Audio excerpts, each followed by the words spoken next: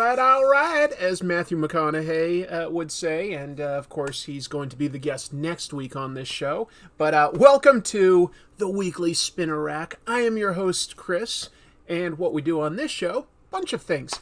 It's a weekly live stream where we're going to take a look at the comics that I've read this week, some quick reviews of that stuff. We're going to draw something. We've got like our tools handy, and we'll be talking about the comic book news of the week while I draw it. And I'm happy to take questions from all of you. Had a big episode on my other channel, Comic Tropes, that just came out yesterday for most of you out there. I opened up about the fact that I used to, for about a year, operate as a so-called real-life superhero. It's not exactly something I'm proud of, but it is, I think, interesting. So I talk about that, if you haven't seen it yet, about, some of the wild adventures, why I thought it would be a good idea, and why I ultimately decided it would not be a good idea, and why I walked away from it. So if you haven't seen that, I do recommend checking that out. And let me say hello to some of the people that are here in the chat room. I'm not seeing everybody, but hello, Mr. Vicodin, Dr. Doom, Decam, Clay, Master Shake, Sean Ali, Steve Sorensen, Dub Spool, Joseph T, Sir Mr. Howell, A-Man, Jim Mahfood. Look at that. We always get Jim these days, right in the first few minutes. If you're not reading it, Jim has a beautiful comic out right now, Girl Scouts Stone Ghost, up to issue 3, through Image Comics. Very, very good show. Hello, Moritaka, Daryl, Marvin Nation. Whoa, Steve already with a super chat. That means that I will pull out a pro card. Every time I get a super chat, I'm going to pull out a pro card that we will take a look at in a little bit. But Steve asks what my favorite sandwich is. You know, probably a really good Philly steak cheese sub. Yeah, probably that would be my favorite overall sandwich. Don't really have that anymore now that I've sort of cut out carbs and stuff. I could probably make myself a special one with special sort of bread, but not the easiest thing for me to get anymore. Hello, X, Osmosis, J Muse, Joe Dent, Connor, Jamillan, King in the North, Caveman, Sean Ali, lots of people. Thank you. Tell you what, let me get into it. I'm going to quickly review some comics, and then I'll be looking to the chat to take your questions as we move forward, okay? So, you know what? Before I even do this, I got this week. Now, if you've been watching Comic Tropes for a while, you probably saw me do an episode about Akira, which I actually was very proud to film in the YouTube studios in Tokyo, Japan. I was really proud of that episode. I'm a huge fan of Katsuhiro Otomo. I think he's just an incredible artist. Just amazing. Here's a book of his called Domu, which was once adapted here by Dark Horse Comics, but is very hard to find these days. It hasn't been kept in print. Hasn't been kept in print in Japan either until right now. As long as you can navigate in Japanese, you can go to, say, Amazon Japan or something like that, and they are re-releasing all of Katsuhiro Otomo's works. This is book 8, which is all of Domu. It's about a psychic kid in an apartment building and a psychic old man who's kind of evil. That's a real simple overlook at it. But they're releasing the Akira storyboards. I've got that coming to me soon. This is the first one that I got. And, I won't take too long. Suffice to say, beautiful presentation. Artwork is incredible. This is really what got, I think, in my opinion, Otomo really, really noticed in a big way just before he started Akira. And I feel like he sort of rushed this to conclusion at the end. Now, just to be clear, this is in Japanese. I can kind of read Japanese very slowly, but I can. So, you may not enjoy this if you don't speak Japanese. I could completely understand why you wouldn't want to get that. But even if you don't, I will say, gorgeous artwork. Just gorgeous.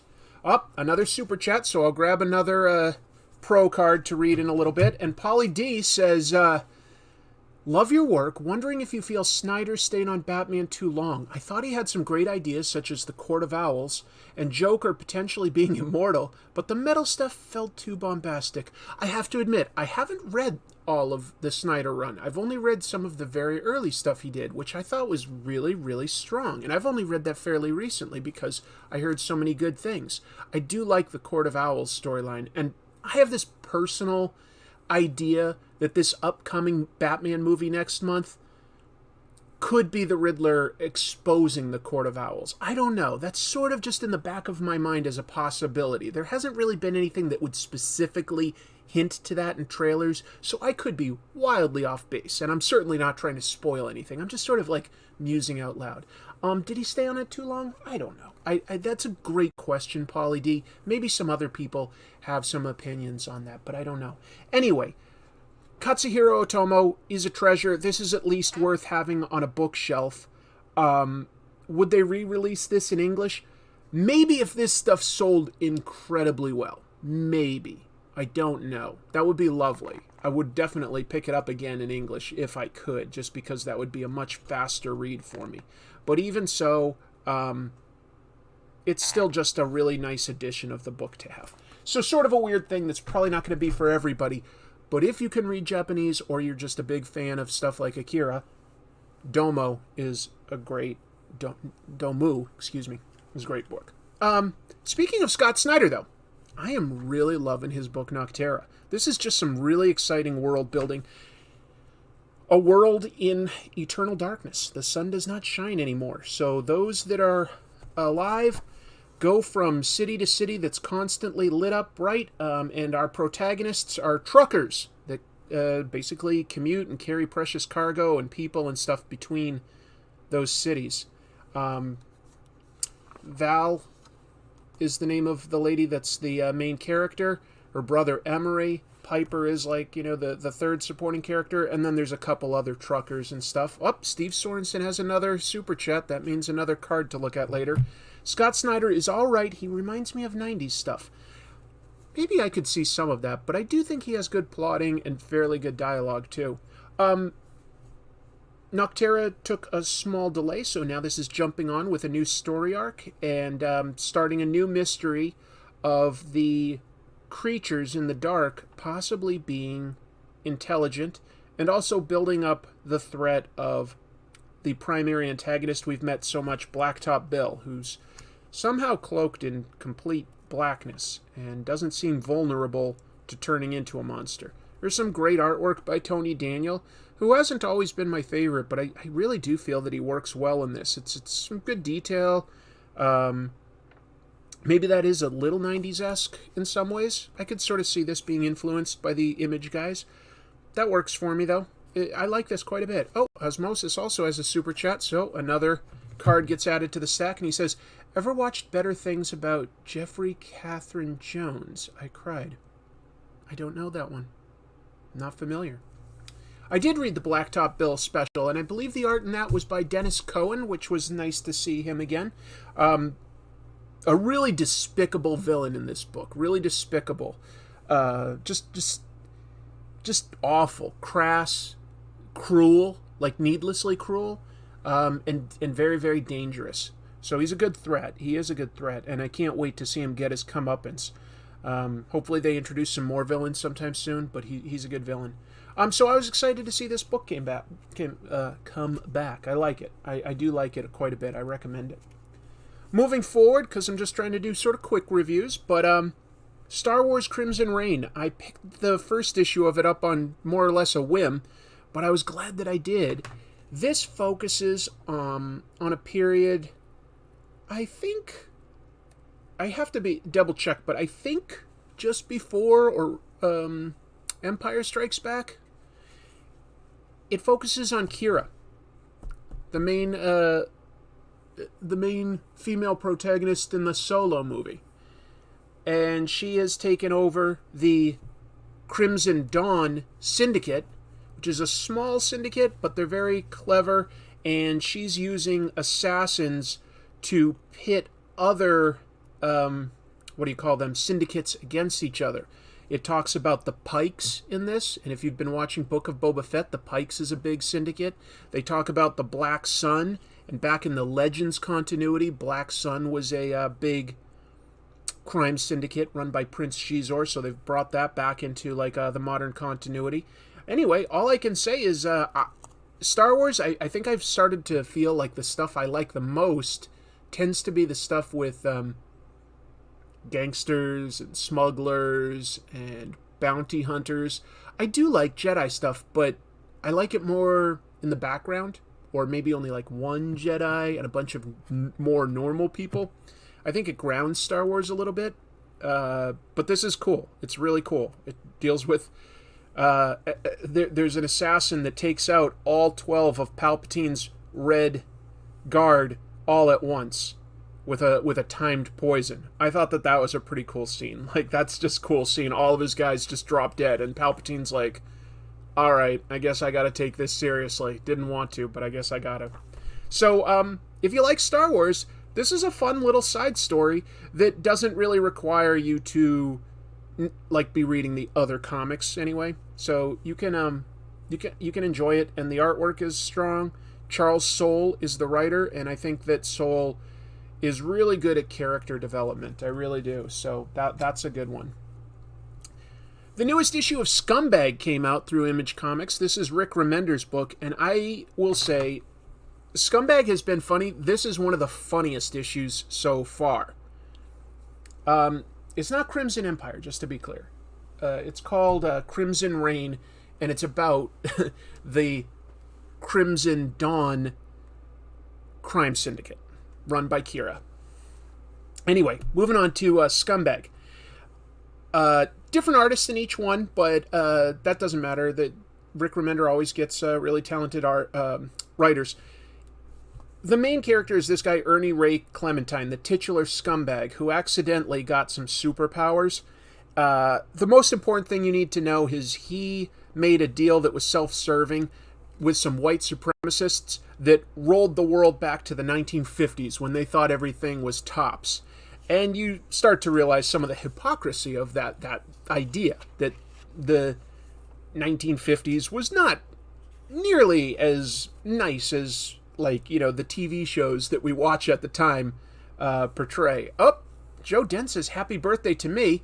Let me sing you Chris's happy birthday song while I grab another card for the stack. I believe you know this one. It goes, happy birthday, whoop-de-doo, whoop-de-doo. Open up your present, hope it's something special, just for you. You're welcome. Anyway, this book is hilarious because Ernie Ray is on the run from assassins, and he bumps into like parodies of the Fonz and Richie Cunningham that go after him, and then parodies of Archie from 1950s that also chase him. And this is like this will give you an idea of the humor here. To escape them, he runs into a recruiting station. He joins the army, fights in the Korean War, comes home, and they're all still waiting to chase him. That's pretty ridiculous. He went to war, and everyone was still waiting at the airport to chase him. So, if you think that that's funny, I do. It's pretty crass and crude, but I like Scumbag. It makes me laugh. That's more than enough. All right. This is my pick of the week. I like to do that, like tell you what I like the most. Now, that said, I've made an episode before about like what I consider one of the best runs in sort of X-Men and X-Men related titles, and I would call it the X-Force to X-Statix run by writer Peter Milligan and artists Mike and Laura Allred. They're back. Most of the X-Statix died at the end of that book. And there was actually high turnover within X-Statix. They were sort of celebrity superheroes. The few remaining ones are back with a lot of like sort of sons and daughters and people that look similar up against a reborn version of a mutant superhero team called the X-Cellent, run by what was this guy called? something to do with time. Jesus, hold on. All of a sudden I'm blanking. Zeitgeist. Zeitgeist was the original leader of the X-Force team that became X-Statix, and he seemed to die in the first issue. Somehow he's back, along with a new team.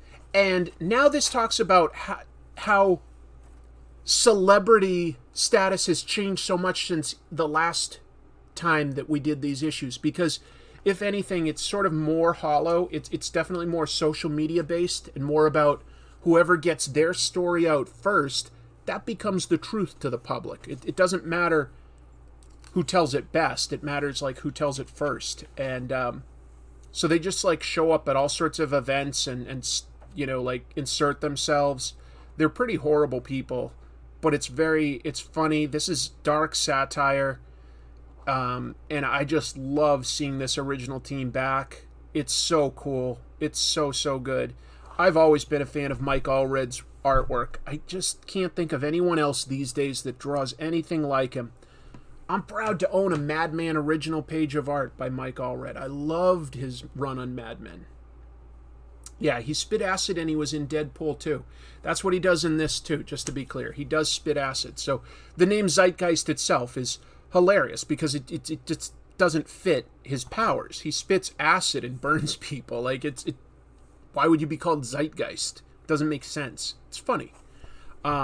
This is my pick of the week. It's dark satire. It's just something you don't get with the other mutant titles. It uses them in a very interesting way to talk specifically about celebrity and celebrity culture. And that's so awesome. It's so good. Yeah. Let's see. I feel like celeb worship culture was the worst from 2007 to 2011. Maybe. And they talked about that in the X-Statix run. All I can say is it's changed. And they talk about, like, all of a sudden these guys now seem sort of like old fogies because they react to celebrity culture in a different way. It's really, really cool. Here's one that isn't brand new, but I picked up. Dying is Easy by Joe Hill. Now, Joe Hill, kind of best known for writing some horror stuff. This is a crime book. It also rolls in another thing that I love, stand-up comedy. The main guy here is an ex-cop trying to make it as a stand-up comic. And he's got some really black humor. There's this up-and-coming guy at the clubs, but he's a joke thief. It pisses our protagonist off, and he beats him up in an alley. Okay? But it's just like a few punches. However, the guy shows up dead the next morning, and now all the cops are after this guy because they think he did it. And so he's on the run from the police using his smarts and wits to figure out who really did it. And there's like several twists and turns where all the clues are pointing at a certain character doing it, and it makes sense. And then you realize, nope, that actually doesn't fully make sense. There's a piece missing, and that happens twice. Great story. It's like, it was 4 issues originally. I think it was 4 issues. Maybe it was 5. And let me double check the opening indicia to double check that. It's called Dying is Easy, though. And if you like a good mystery, this is a really satisfying one. It's the dialogue is incredible. Oh, 5 issues. 5 issues it was originally. Dying is Easy. But now you can get it from IDW in this nice hardcover. $20 for 5 issues, like in a hardcover. I feel like that's a good value, and I'll tell you, really, really strong book. Really, really good. Totally recommend it. Okay, this was the last new thing that I bought this week. I just knocked over some comics. Hold on. I knocked over last week's comics, so I'm just picking that up. Okay. Well, you can definitely tell that this show is live, right? I picked up the next issue of X Lives of Wolverine. I'm not sure that I'm into it as much as I thought I would be. There's some cool stuff going on, but it just sort of seems to have gone from like 0 to 60 really fast, and I don't know if I'm missing something from whatever's going on in the current X-Men books, but basically the gist is Wolverine is going after Omega Red through time. Omega Red can take over, like possess people in the past, and he's trying to kill either Charles Xavier or Charles Xavier's ancestors. The X-Men use their mutant powers and technology to send Wolverine after him because they can move his consciousness to past versions of himself. So it's cool to see these different versions of Wolverine, you know, from his time in Japan to working for the CIA with Maverick and Sabretooth. There are times where, like, much more modern day. There's, what else? The 1900s Canada, when he's just like this skinny little runt with bone claws. So it jumps all around in time. It's cool. I don't know exactly where it's going or what. Here's the only thing that's bugging me, I guess. I don't understand Omega Red's motivation yet. And if I understood why he's specifically trying to take out Charles Xavier, I think I'd be a lot more invested. I understand why Wolverine would want to defend him. I mean, he looks at Charles Xavier like a father figure. And I like the big plot idea of going through time, like, and seeing previous versions of Wolverine, but with today's wisdom and experience. I do like that. And the artwork is solid. I just wish I understood the motivation of the villain a little more so that I could sort of understand where it's coming from and where it might be going. As it is right now, I feel like this story is several steps ahead of me. You know? And I'm really playing catch up, but it's not a mystery the same way a book like Dying is Easy is a mystery. Like, I expect this to be a few steps ahead of me. A traditional, like, sort of like beat up the bad guy superhero story, I don't expect to be this far ahead of me, but it sort of is. So we'll see. Jamillan says that Dying is Easy is on Amazon for under $12. That's a good deal. It's a good story. I picked up a few back issues. I'll just quickly mention them without going into much detail, but where I'm reading the X Lives of Wolverine, I saw the Death of Wolverine book from, what was this, like 10 years ago almost or something? Maybe not quite that many years. But this was one of their gimmick covers. See that foil stuff? Let me just change the view to see if it's coming through here. It's a foil cover. I'll be honest, I'm a bit of a sucker for gimmick covers. I am. I don't love it when that's all that's pumped out, because I think that leads to people trying to invest in it. Invest in comics as, like, you know, a short-term money thing. But I do like a good gimmick cover, and I think that one looks cool. This was back when they literally killed off Wolverine, and he did stay dead for 4 years. I mean, of course they were going to bring him back. That was always the plan, but, you know, this was a time when Marvel was basically trying to spite Fox Studios. They did not want to give Fox any new X-Men material, and to that extent, they literally got rid of their number one character for a long time. They brought in an old man Logan and a female Wolverine as sort of replacements. But of course, you could tell that they were literally, like, cutting their nose to spite their face. I think this one was only, like, rated, like, maybe like a 4.0 or something like that, because the cover actually does have some creases and stuff. But the pages are all there, the staples are in good shape, and this is just a funny story of Doctor Strange going up against a big robot, and then a Jim Steranko version of Nick Fury where he wore his wingsuit for the first time. So, just fun if you like old stuff. I also was able to find a good deal on the 4 issues of Return of the Jedi, which I loved as a kid, and so I still love Return of the Jedi a lot. And I never had the comics, actually, so I had never read this version. And the covers here are done by Bill Sienkiewicz. And if you've watched this, you know that I'm a big fan of Bill Sienkiewicz. And I think that they're really good looking. I think they're really cool. A lot of dark, a lot of black used in it. And I just think that they look good. So, yeah, Return of the Jedi. And then the only other thing that I can speak to is I finished my great reread of Saga, and it hit me hard. Oh, I love this story. So again, you can get this Compendium 1. It's the first 54 issues for $60. That's barely more than $1 an issue. That's a hard deal to beat these days. Where can you find comics for a notch over $1? Now, you have to get them all at once, but still, $60 for 54 issues, and it truly is a saga. It's great. So I strongly recommend that. All right, moving forward, I'm going to draw some stuff this week. It's Black History Month, and it inspired me to draw Misty Knight, an underrated character. I think Misty Knight is the coolest. I've got just the bare bones of the layout here, and I'm going to draw that while talking about the news of the week and taking your questions. But we got some super chats, so let me real quick show you the pro cards that I'm going to show. Because every time I get a super chat, I pull out from a deck of 110 cards the next pro. First one here, Kino Don Rosa. Don Rosa is well known for his Donald Duck stuff, but he has a bachelor's degree in civil engineering and once ran his own construction company, it says.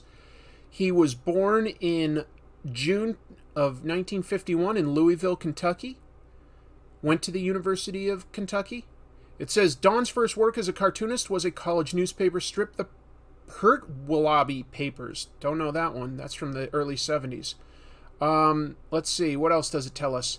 The humorous adventures of Lance Pertwillaby, okay, were really his first...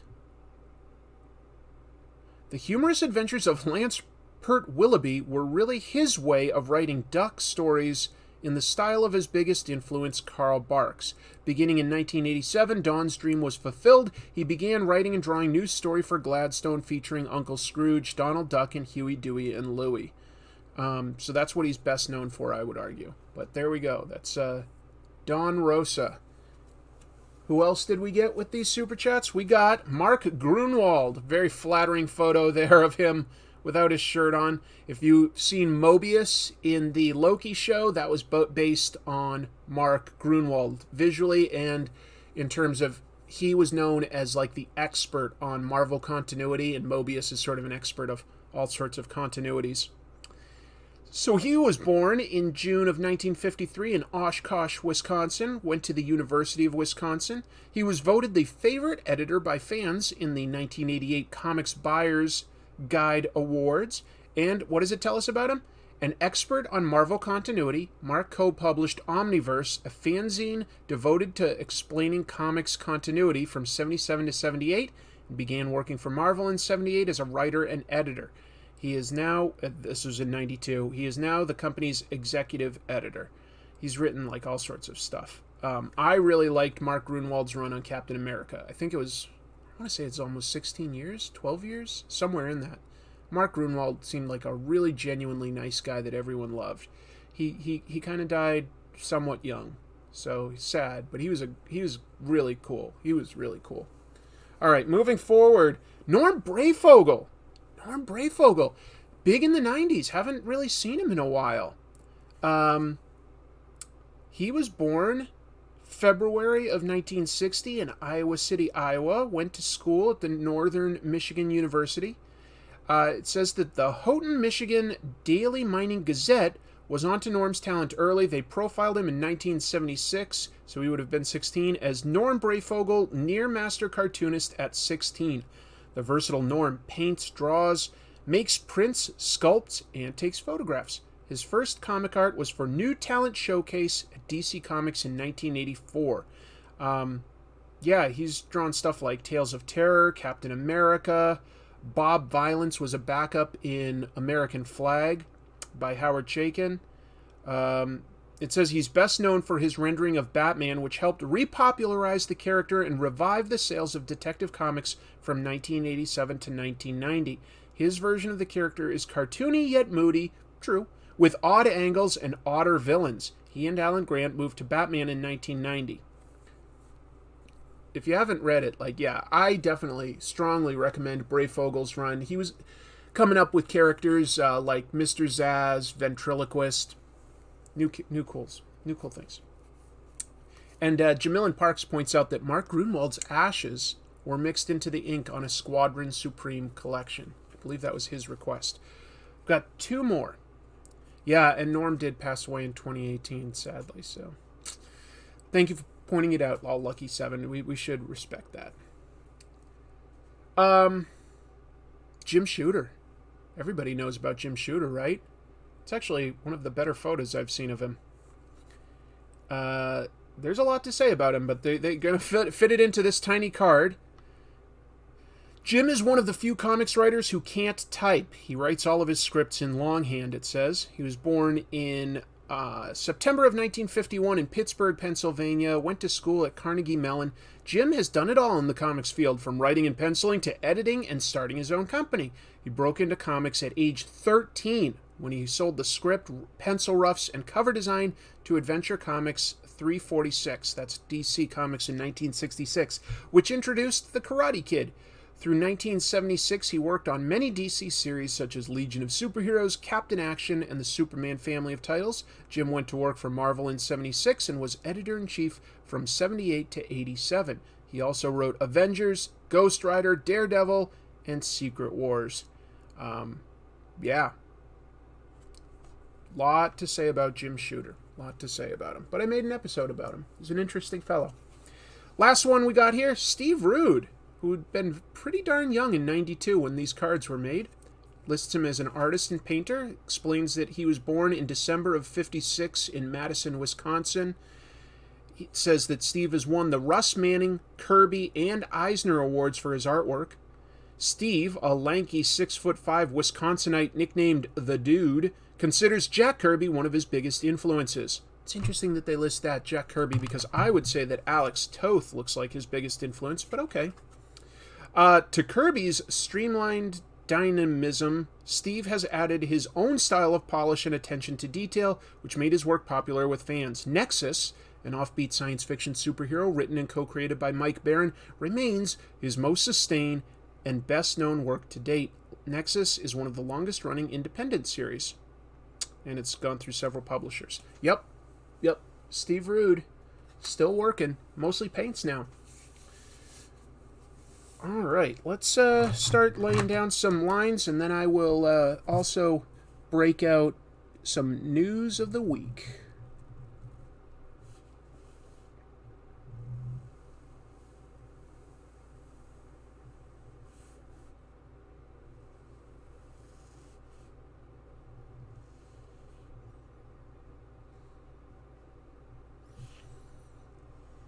How's everybody's week going? What were your favorite comics of the past week?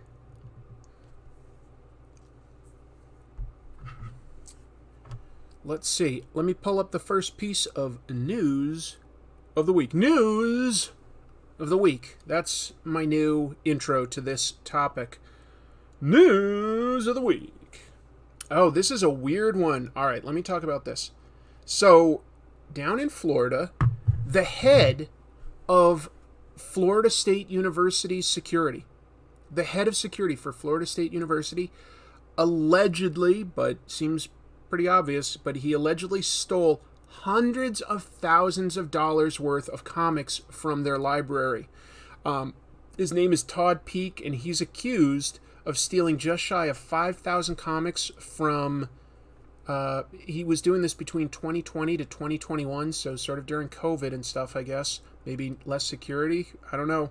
But it includes books from the 1950s through 1970s. Apparently, that university had a huge collection of really valuable older books, and he was allegedly, again, taking them and selling them at conventions, flea markets, online, and he made hundreds of thousands of dollars. Wow. That is some abuse of power, huh? Can you imagine? Well, obviously you can imagine. I mean, I just told you the story. You'd be like, no, I can't believe you, Chris. Yeah, Florida. Go check eBay. Well, just so you know, the police are in the process of recovering them. So far, they've recovered about 2,500 of the missing comics. But of course, there's pretty much no way they'll get them all back. That would just be too much to hope for, I think. And it's too bad, because it was a library, you know, like a place where everybody could have enjoyed them. And this one guy just got greedy and decided like they would be better served making him some bucks. Awful.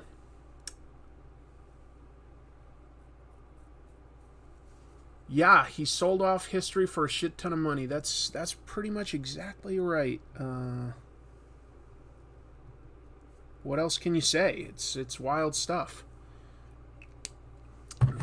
Bounty hunters be about... Yeah, can you hire a bounty hunter like Boba Fett to go after comic book thieves? I don't know.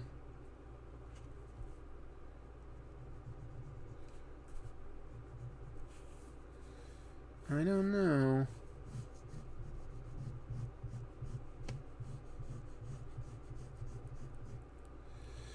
But, yeah, that would really suck, to lose that. Maybe he thought no one would notice?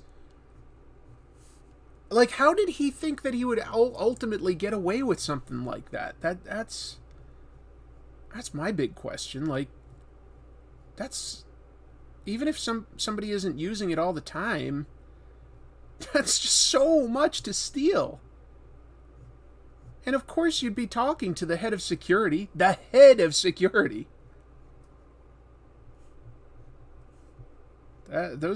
He's either really, really brave or, well, probably both, but like also really, really dumb. So I just don't see how you thought that you'd get away with that. Hopefully there will be some good Samaritans who return their copies to the library, I think is what was meant. We need Omega on the case. No, just to be clear, when I was doing that real-life superhero stuff, I was not really solving cases like a detective. I was not Batman. We were patrolling or doing handouts, and that's about it.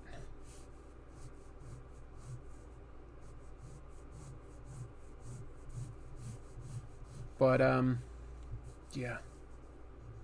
Oh, this arm's bionic, isn't it? Gotta figure out how to portray that. I guess I'll break it into, like, sort of blocks.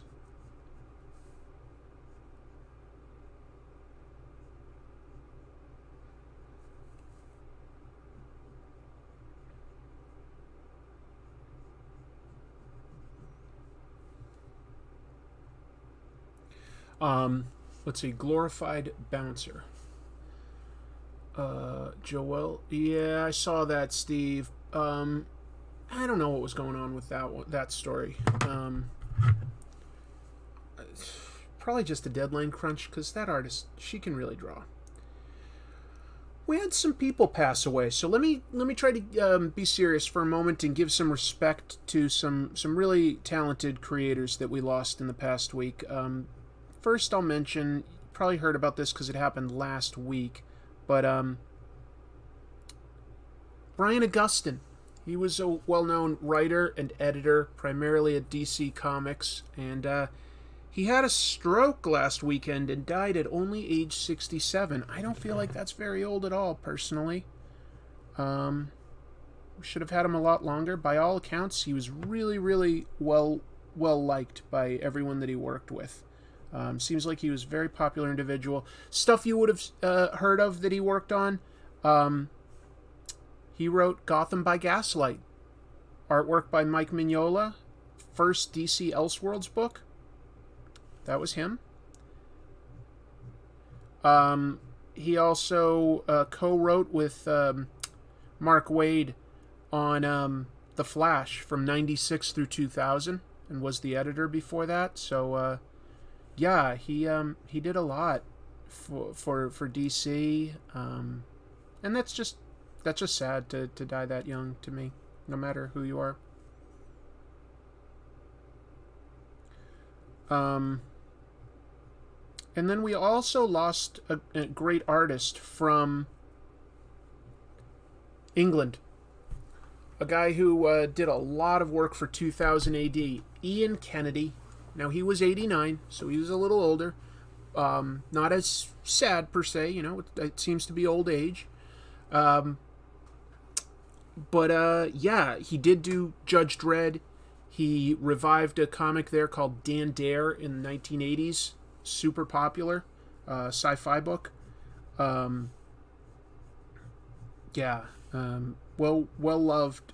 Beloved guy in England, Ian Kennedy, very well respected. So just props to those guys. You know, they help make comics what it is. JLA Year One by Wade and Augustine was really good. I remember reading that, Andrew Jefferson. That's true. And Black Phoenix says, "Damn, I remember Brian working with Mark Waid on The Flash." Definitely. Hello, Wolf Wukong. Yeah. Just trying to remind them. Let's see. Galactic asks, has your experience as a real-life superhero affected the way you engage with comics like Watchmen and Kick-Ass? Not Watchmen, per se, because that is still sort of sci-fi. It's fairly grounded. That's another super chat, so I'm going to set aside a card here. Kick-Ass, I didn't find very... I found...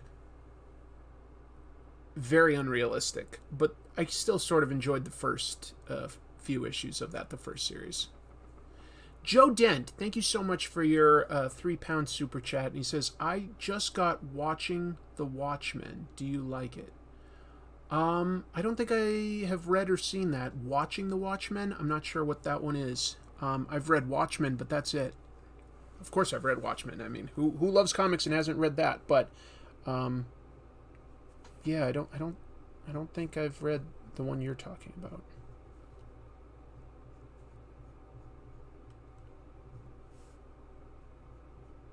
Sorry, but thank you so much for the super chat. That's super nice of you. Super nice. Let's see. Your video on your past as a superhero is the coolest ever. There's a guy in here, I think you're still here, AJ, and AJ used to sort of like report online about all the superheroes in Seattle, because as I said in the video, there used to be 3 superhero teams. There was the Rain City Superhero Movement.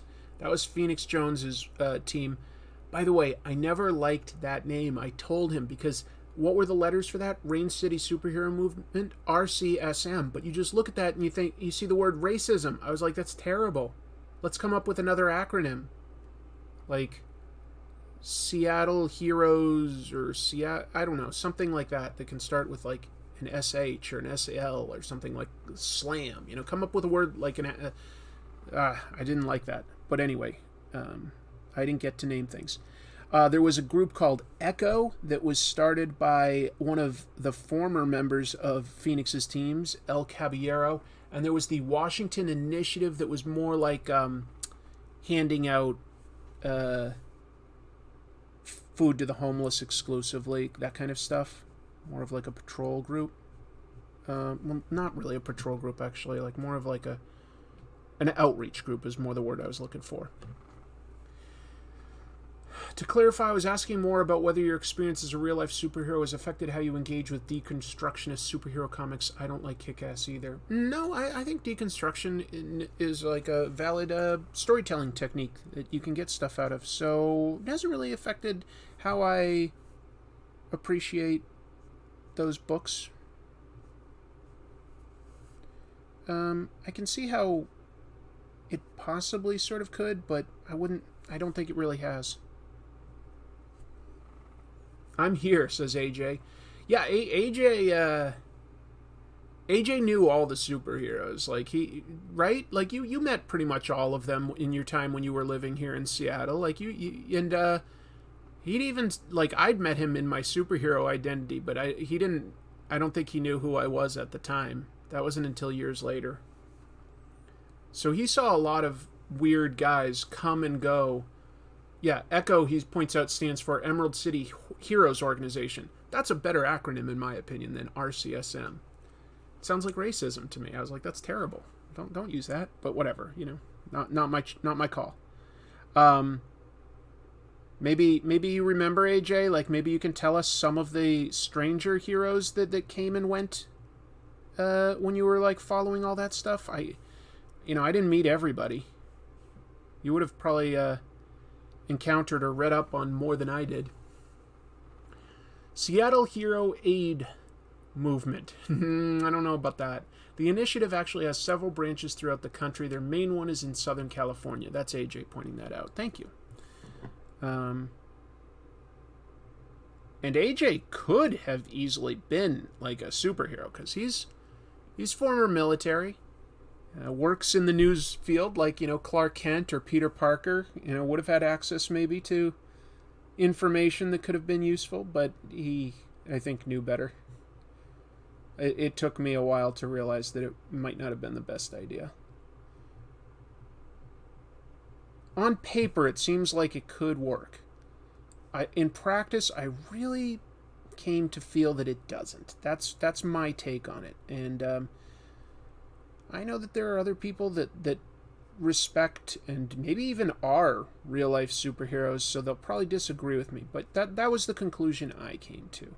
I still believe in doing some of those activities, like doing the right thing, calling the police if you have to, when there's an attack. I definitely believe in, like, homeless outreach and stuff like that. I just didn't feel that I needed to wear a super suit to accomplish that properly. I was a real-life Jimmy Olsen or Ben Urich. Yeah, you were. You were. I know one time the Rain City superhero movement, when I was in it, was hired to, more than once actually, like, we were sometimes asked to do an appearance as our character at movie premieres. Like a movie theater would ask us to come, and they would like pay us by way of letting us see the movie for free. Sure, I can do that. We did that, I know, for Captain America Winter Soldier, and I think Guardians of the Galaxy, and I know AJ came to at least one of those. He came to at least one of those.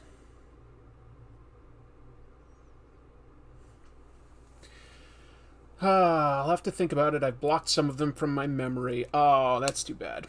That's too bad. Yeah, some of them weren't the best people, just to be clear.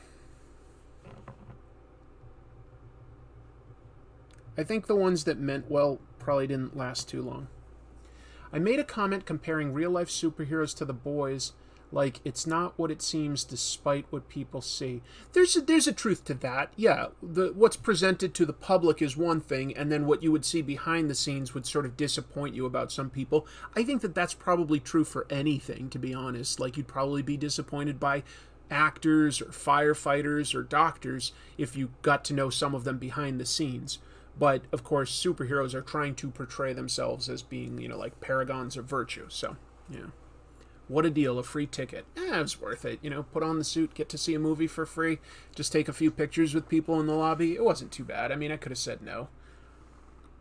Good idea in theory, only in theory. Yeah, I don't think it works. I don't know.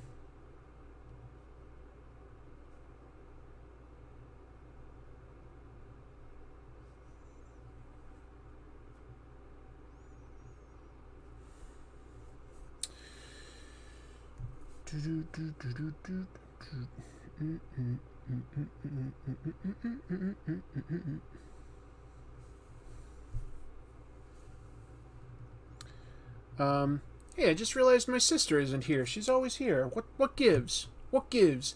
Sienkiewicz seems to like the new Batman movie. I wonder if it will be any good. I hope so. I hope so. I do think that the trailers look decent. I don't know that it's necessarily revolutionary. It kind of does seem like it could be somewhat similar to the Nolan trilogy, but we'll see. Hopefully it's good. Batman is probably easier to do right than certain other superheroes, but it's not necessarily at this point as original to us, because we have seen a lot of Batman movies on the big screen. A lot. Oh, she is there. Hey, Jean, I was actually just going to text and see where you are. I hope you're doing well. My sister's the best. We get to like talk about like the same shows and stuff.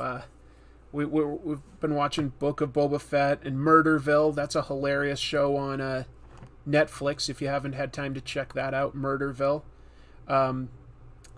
It's basically like an improvised sitcom, partially improvised, as in there's always a guest star and they don't get the script, but everybody else plays like cops and detectives trying to solve a murder, and the guest star is a homicide trainee, and they have to try to solve the crime while also improvising all their scenes that they're in.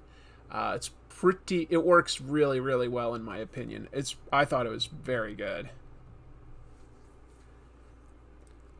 The Black Knight was an interesting guy. You know what? I don't think I know the Black Knight from the real-life superhero stuff.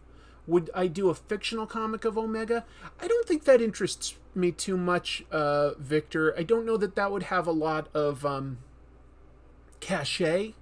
I'd rather just probably tell a brand new story. But I would consider telling like one comic, I don't know how many pages, but like one comic of my time, like the highs and lows, why I got into it and why I got out. And I'd probably, just to be clear, include fictionalized versions of the people that I knew there, just because I'm not out to create drama. I would like to tell my story, but I don't really want to throw other people under the bus. I'll be honest to a degree. I mentioned how I felt about a couple people, but there's plenty more tea I could drop, and I don't have much interest in doing that. I'm not going to do that. Like, I'm not going to make a follow-up episode where I, throw some people under the bus. Kumail and Conan were my favorites. Yeah, they were both very, very good. They really were. I'm trying to think. I also really liked Marshawn Lynch. I thought he was funny. I thought he did a really good job. Yeah, there was a lot to like on that show, Murderville. I'm not watching a ton of shows. I'm really only watching a few things on streaming. Book of Boba Fett, Peacemaker. Is there anything else that I am watching right now? There might not be, aside from Murderville, like I said. I've heard good things from a bunch of people on that new show, Reacher, based on the Jack Reacher novels. It's on Amazon Prime. I've heard a lot of people say that they really, really liked it. But I haven't had time to watch that, so I don't know.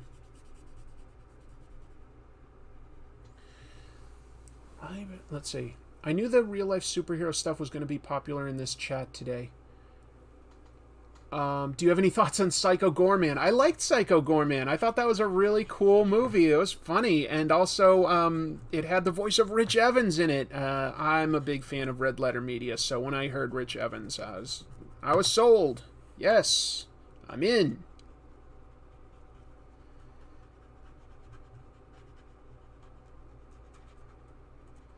Just sort of blacking out what I'm going to color completely in black, and then like outside of that I'll give some texture, and maybe if there's even time, maybe I'll throw in some lighting, some colors on this. We'll see. If I could, that would be fun.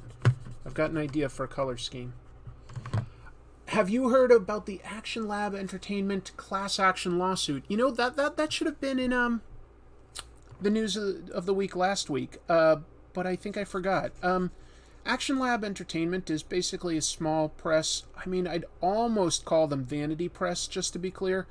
But they, for a long time they seemed like decent enough guys. They were publishing, all sorts of comics, and now there's a class action lawsuit.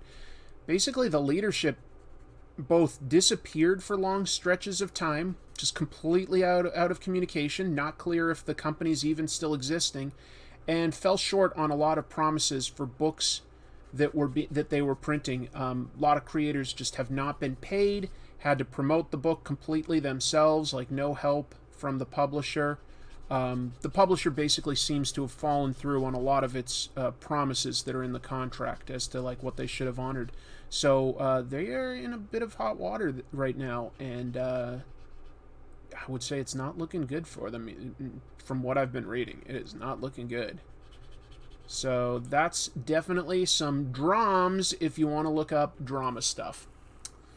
I gotta take off. This toddler won't put himself to bed. I completely understand, AJ. Thanks for your 2 cents tonight. Rich Evans is a national treasure, and what an angelic voice he has. Are you watching Resident Alien on Sci-Fi? That's a good question, Terry, but I don't have traditional cable. I just have a few streaming channels. So no, I am not watching that one. I did read the original comic that it was based on, because Resident Alien is based on a small press comic book, if you didn't know. It was really cool. It's about an outer space alien trying to live in modern-day America, sort of hidden as a human. But he doesn't always get it right, what it means to be human. So that's an interesting story about the immigrant experience when you can sort of pass. Let's see. I watched a Red Letter Media video today on Total Recall. Yeah, that was a good one. I know a few people who've worked with Action Lab, and yeah, they're awful. Oh, I have to admit, I don't know any, for me, it would be a second-hand story, right? But I haven't been told any first-hand stories, so I am not claiming any special knowledge one way or the other on where that lawsuit stands. I can only go by what's been in the news. But it seems like the people making the claims have a good amount of evidence that, the company has fallen short of what they promised. And no shame if you can't fulfill certain things. You just can't promise it and then just vanish. You gotta stay in communication. Let me see what other news stories I had. Let me pull up another one. This is interesting. Gene Lun Yang, comic creator, really got noticed initially for his semi-fictional, semi-autobiographical graphic novel, American-Born Chinese. It's a really good story, if you haven't read it yet. Anyway, it's being adapted into a live-action Disney Plus TV show, and they're recruiting some of the talent that worked on Shang-Chi. The director, Destin Daniel Cretton, is an executive producer, and Michelle Yeoh is going to be one of the actors on it. So I thought that sounded pretty interesting. I think that could work pretty well. I liked Shang-Chi. I think overall that seemed to get fairly good response. It did well.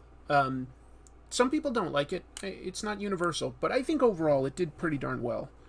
And I would love to see a little bit more actual kung fu as compared to sort of sci-fi fights and stuff. If they get to the next one, I would love to see just a little more actual fighting, because that's the stuff I really love. That's just what I love, a good martial arts movie. And I could probably, stick to 20 if I was going to just list 20 great martial arts films. I could probably do that.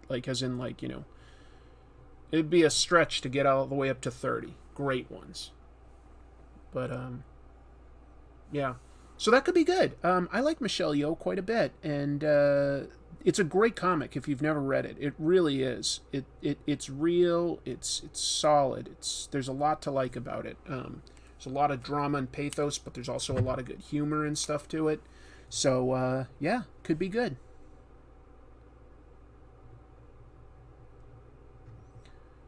We'll have to wait and see.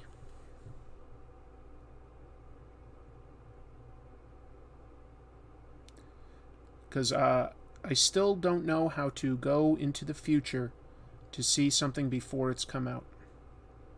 I still have not figured that one out.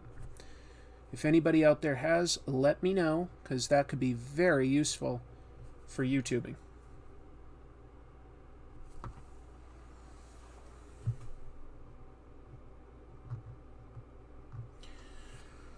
I wish they'd do something with Gene Lun Yang's Shadow Hero graphic novel. That was really good. You can be anything you want as long as you give up everything you are.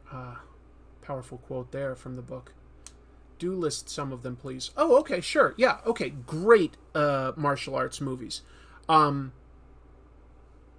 I would say Fist of Legend with Jet Li. I would say Drunken Master 2 with Jackie Chan. There's a bunch of Jackie movies that I love, but I don't know that they're all great. I just like them. I would say Tom Yum-goon with who's that guy from Thailand that I'm all of a sudden forgetting? Forgetting the name of that one. But Tom Yum-goon is good. The Raid 1 and 2 is fantastic. Iron Monkey with Donnie Yen. It's an older good one. As far as top tier stuff, that's like some of the stuff that I'll stand behind. And then I'd sort of be going a notch down. And yeah. I wouldn't call Big Trouble in Little China a kung fu movie. It has a little bit of martial arts in it, but I would not call that a kung fu movie. I would call that a supernatural adventure movie. That's me. It's all up for debate.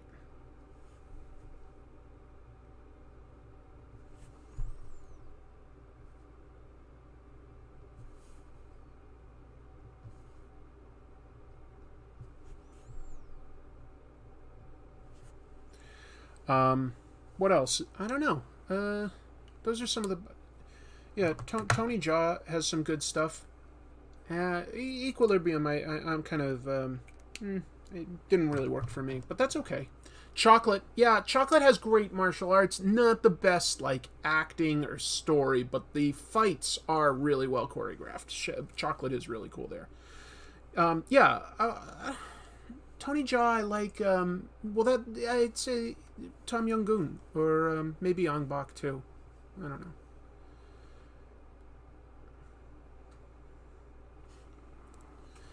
Bunch of people saying they liked Kung Fu Hustle. Fair?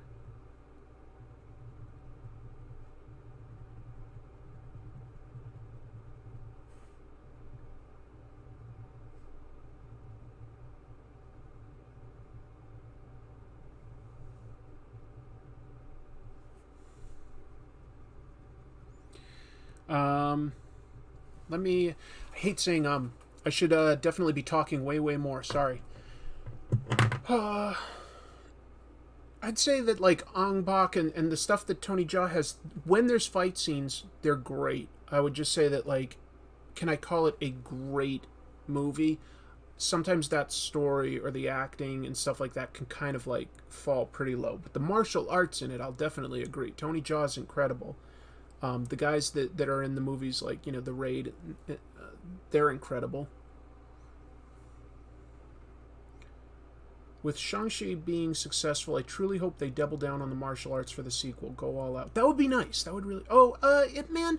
Yeah, the first one. I would say I'm not a massive fan of wire work in Kung Fu. I really I don't mind if they're doing it to, like, sort of speed up a certain hit, of course, or something like that, like a stunt piece. But I don't like generally love when they're sort of floating around through the sky. But there are some exceptions. There are. Once Upon a Time in China 1, I can deal with it there.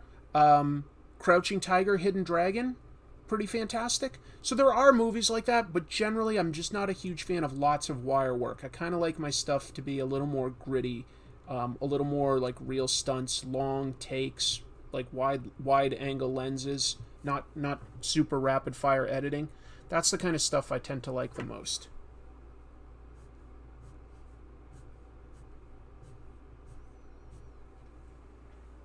Don't apologize for being able to focus on your art, just share. That's kind of you, Osmosis. Let's see. Other news. Here's a quick one.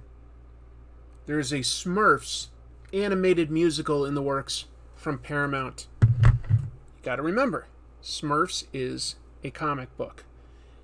At least originally. That is a comic book from Belgium by artist Peo originally. So, when there's an adaptation of the Smurfs, that is a comic book adaptation. And I'll be honest, Smurfs was the first thing I had a fandom for when I was very, very young. I loved those little plastic figurines. One time my mom found a comic book. It was an American comic book based on the cartoon here, but I loved that thing. That was one of the very first comics I ever read. Didn't quite get me into comics per se, but it was one of the first comics that I read.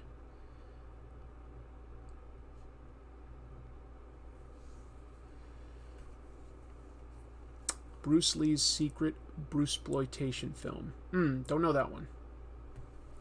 Red Cliff Part 1 and 2 are pretty good if you like the Three Kingdoms era China. Again, there's impressive stuff within that. Steven Seagal movies, I don't think I could point to a single Steven Seagal movie that I could call great. I would say that, like, maybe his first couple that he ever made were entertaining. But,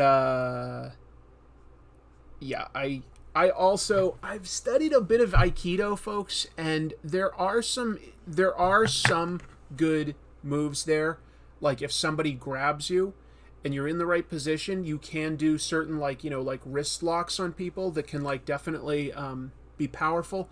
But I don't... People are going to, like, think that this is... I guess this is a controversial statement. I don't think it's a great martial art for defending yourself. I don't. I know it's all about redirecting your opponent's energy. I don't think it looks fantastic on screen, minus like one or two submission holds. But I think Steven Seagal's movies are just god-awful. And he's so lazy. He just sits in chairs as much as he can and uses body doubles. Steve Sorensen says, when you make peanut butter and jelly, what type of jam do you use? The correct answer is Space Jam. Who is winning the Super Bowl? Enjoying the stream. First of all, I don't make peanut butter and jelly anymore because, again, avoiding carbs and sugars and stuff. So, but back in the day when I would make it, I was a big fan of strawberry jams. I will say that. Who's winning the Super Bowl? If I had to bet money, I'd put it on the Rams. Who am I going to root for? I'm going to root for the Bengals. I see them as more of the underdog. I generally root for the AFC in the Super Bowl. So that's where I'm going. And was there another question there? Sorry, because you did give me a super chat. Enjoying the stream. Thank you. Thank you. There was a pretty good video rundown about fake martial arts that features Seagal, I'm sure. The movie Bunraku has a pretty good Aikido scene. I feel bad. Like, I had an instructor for Krav Maga who was a black belt in Aikido. And so sometimes he would, if we wanted, like, teach a bonus class in it. So I did study some Aikido. I didn't find it as effective as some would argue that it is. That's just my personal take. Under Siege 2 was his best. I'd say Under Siege 1 was probably his best, but that's me. Anyone here see Cobra Kai? I watch Cobra Kai. I think that's very entertaining. The kids are much better at the martial arts than the adults, but that's okay. I don't really tune into it for great martial arts. It's got characters that I'm very entertained by. Good drama. Moves alliances constantly between who's helping or into who. I like Cobra Kai quite a bit. And I just love that they keep bringing in other elements from the movies, which at a certain point you'd think, well, that does become pretty unrealistic. Sometimes when people move out of our lives, they really are out of our lives. They don't like all just slowly start coming back like, 20 years later. They don't just slowly start filtering back one after another.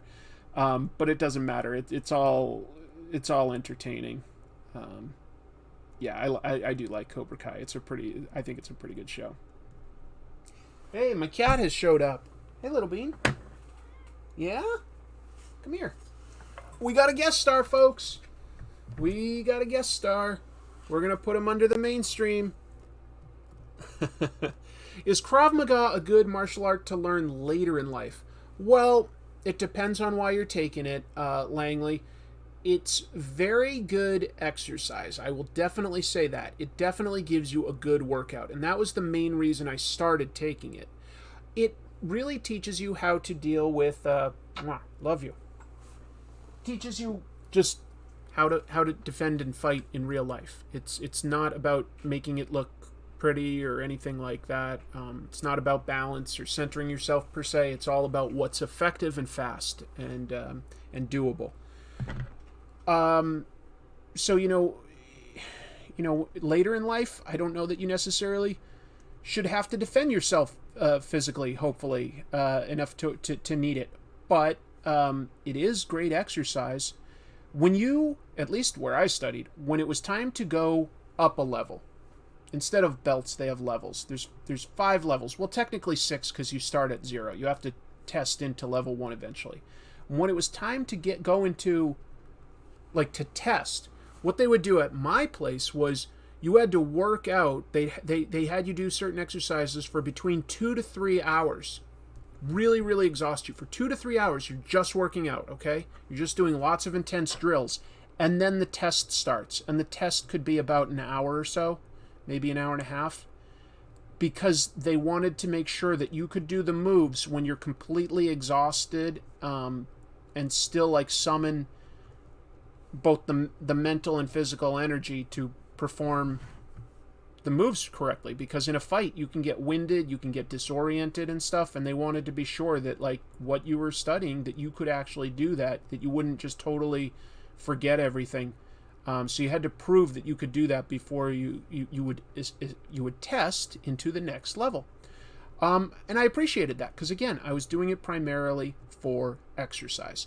Do I think I learned some valuable things? Yes. Some of it because we would study other things along with Krav Maga.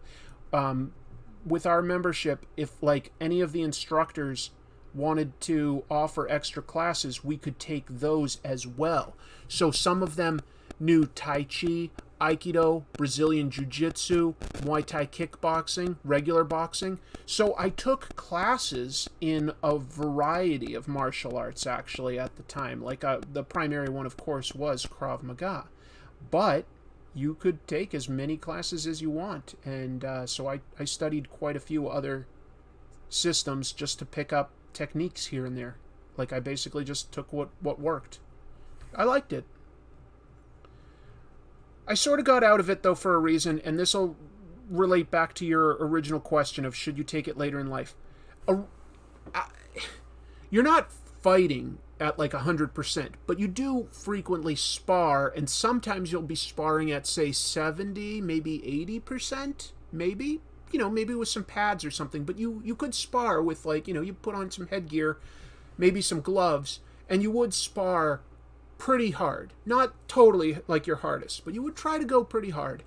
And it does something to your body at a certain age, like, I'm not trying to be a professional MMA fighter, but, there's a lot of bone-to-bone contact and stuff in the sparring. And that's intentional because the more you hit your bone, the more it becomes tougher. Your bones are porous. And the more you hit it, the more it sort of, like, I don't know what the technical term I'm looking for or a scientific word, but basically it becomes less porous and more hard. And you're sort of deadening the nerves along the edges of, like, your forearm and your shins and stuff. Those are sort of sensitive areas, and you're intentionally sort of deadening them. Some people would even take a roller, like in cooking, a rolling pin, and, like, roll it hard against, like, your shins or your forearms to sort of help deaden those nerves and toughen up the bone. I didn't really do that, but you could. All I can say is I started to feel it, like, what it was doing to my body. I was just starting to deal with a lot of joint pain after a couple years. And I was like, well, I'm taking this for exercise, not to get in the MMA ring. So I don't need to make my body this tough, That isn't my primary goal here. My primary goal is legit, get something useful, but do something interesting while you're working out. And it was interesting. Calcify? Maybe. I started Kung Fu at 35. By age 40, everything hurt, so I quit. Yeah, there's certain... Like, honestly, like, as you get older, something more like, say, Tai Chi Karate, probably a little better for you because you're getting a bit of a workout, you're learning some martial arts, but it's not necessarily all built to get you in an MMA ring or anything. It teaches you a few useful things. I wouldn't say, like, you know, there's a reason why in MMA that we're also not seeing, you know, a karate master win. So does karate, like, stand up as the toughest martial art? Probably not. But is it a good workout? Yeah. And does it teach you at least a few valuable things? Absolutely. Absolutely it does. So it really all depends on what you're doing it for, I would say. And what else would be good? In a way, Brazilian Jiu-Jitsu, that could probably also over time, like, start wearing you out, but that is a good workout, and honestly, I would say in a street fight, probably 90% of fights are going to go to the ground. You're just going to grapple, and you're going to get to the ground, and you need to know how to fight on the ground as compared to standing up. Kicks and punches are great, but you really need a ground game if you want to defend yourself. Yeah, there's going to be joint pain, Langley, in most of these things. Microfractures that heal harder, right. Yeah, that's why I said Tai Chi. It's more about balance, like it's like yoga. I would say that honestly, like yoga probably would be, as you get older, would probably be a much better sort of form of physical activity to help limber you up as you get older and build muscle with, like, you know, tough balance type poses. And just being in good shape would be, like, you know, a good way to be able to defend yourself. Because if you can just run away from trouble, or if you can at least outlast who's attacking you because you've got more wind or something like that, that means a lot. And look, you could be a black belt, but be 150 pounds, and you could have a drunk guy that's a big fat slob that's 300 pounds, and some of your kicks and punches aren't going to take him down before he can tackle you. And now you're fighting on the ground with a big fat guy. So these are just things to keep in mind, you know, like, it's not like the movies where, like, you know, Jackie, if he gets taken to the ground, it doesn't matter. He can get right back up and this, that, and the other. But in real life, if you are knocked to the ground, and you would be by somebody heavier than you, you need to know now how to defend yourself in a very different way. That's all. So these are just things to think about.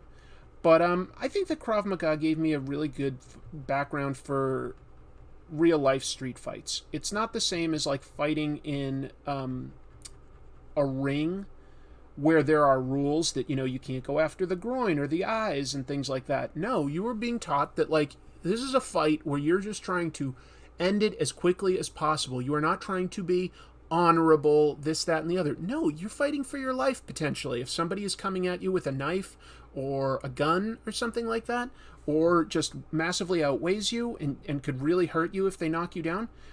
So you need to just be able to end a fight quickly. And that kind of means that fight dirtier than maybe you think is honorable or something. But it's your life. So you sort of have to be willing to hurt somebody else by going after soft spots. And Krav Maga does sort of teach you about a lot of soft spots. Eyes, throat, you know, stomach, knees. Yeah, you would do, like, some pretty mean kicks to, like, people's weak points. Like, you kick them halfway up the thigh, you're gonna, like, you know, maybe cut off the blood supply or something like that for a moment and really, like, take their legs out from under them if you hit it, like, right on the side along the artery that runs up there. If you kick them in the knee, especially at an angle, you know, you can get them down on the ground instantly. So it's a little dirty, but I thought it was pretty good for self-defense. I thought it was good for what I was doing. I was like, you know what? Phoenix is going out there and getting in fights with strangers and stuff. Maybe my Krav Maga will work. And I always felt confident, at least. I did always feel confident out there. Whether that was smart or stupid, who can say? Who can say? In the Army, they taught us the hand-to-hand combat is just to hold the enemy off until somebody's buddy showed up with a gun. I would say that, like, what you're taught for, like, just regular fighting is first of all, if there's a weapon, to disable or get that, like, at least aimed away from you, de-escalate when you can, run away when you can, and you're really only fighting so that you can separate, get that distance. That there was no goal of like, hey, I won. There's not really winning a street fight, because it's like, what are you willing to do? Like, kill the guy? Are you fighting until, like, police show up and draw guns on you both? Like, what are you fighting for? You do go through some very interesting drills as you graduate in levels, because they use, they'll attack you with knives. We learn knife defense, and the knives aren't sharp, but they are electrified. So you do feel it if it touches you. You feel it quite a bit. It gives you a really bad jolt, which feels kind of similar to being sliced. So it definitely teaches you respect for how to control a blade coming at you. And you fight with, like, plastic guns that are aimed at you. See if you can, like, disarm someone quickly. Hopefully you don't have to, and if you do, maybe you've got a chance. You shouldn't, like, count on, like, hey, this is definitely going to work. But, maybe it will. And, what else? You're taught how to defend others and to fight against groups of people. That's interesting, like fighting against a group of people, so that you're trying to, like, find the angles, so that you're putting one opponent in the middle and another opponent is behind him, so that only one of them can attack you at once, hopefully. So that, you know where the wall is behind you, but hopefully you're not right up against it. Yeah. What do you think of Jeet Kune Do? I think that's fantastic. I mean, that's simply, Jeet Kune Do is Bruce Lee's idea of take what works. And absolutely, like, what else is there? He used the footwork from traditional boxing. He loved how light on his feet Muhammad Ali was. I respect that. Take what works.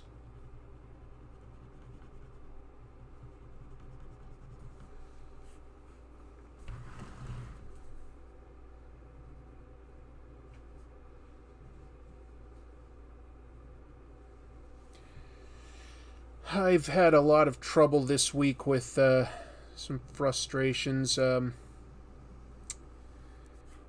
I switched to part-time at my day job so that I could do YouTube full-time.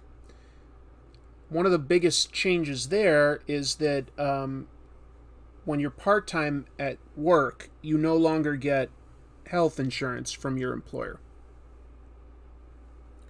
That means I have to get my own insurance plan. And I signed up for one, but I didn't realize that it doesn't automatically renew when a new year starts.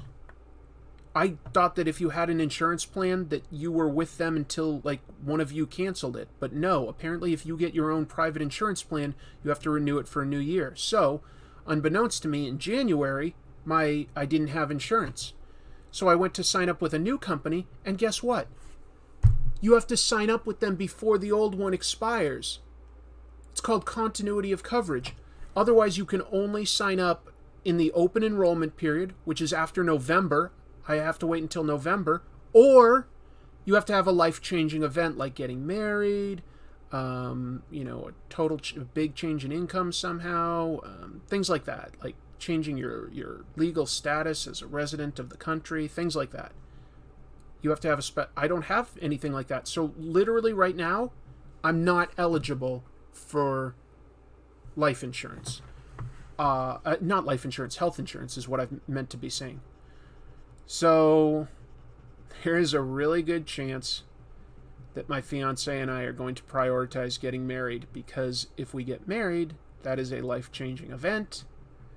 And now I can get health insurance, which I want to have just in case. Plus, I'm on a bunch of prescriptions, and that's very expensive. Oh my God, this system is maddening. We used to have the Affordable Care Act for a number of years, which meant you could sign up for insurance anytime you wanted. But apparently our last president before this one canceled that, ended it.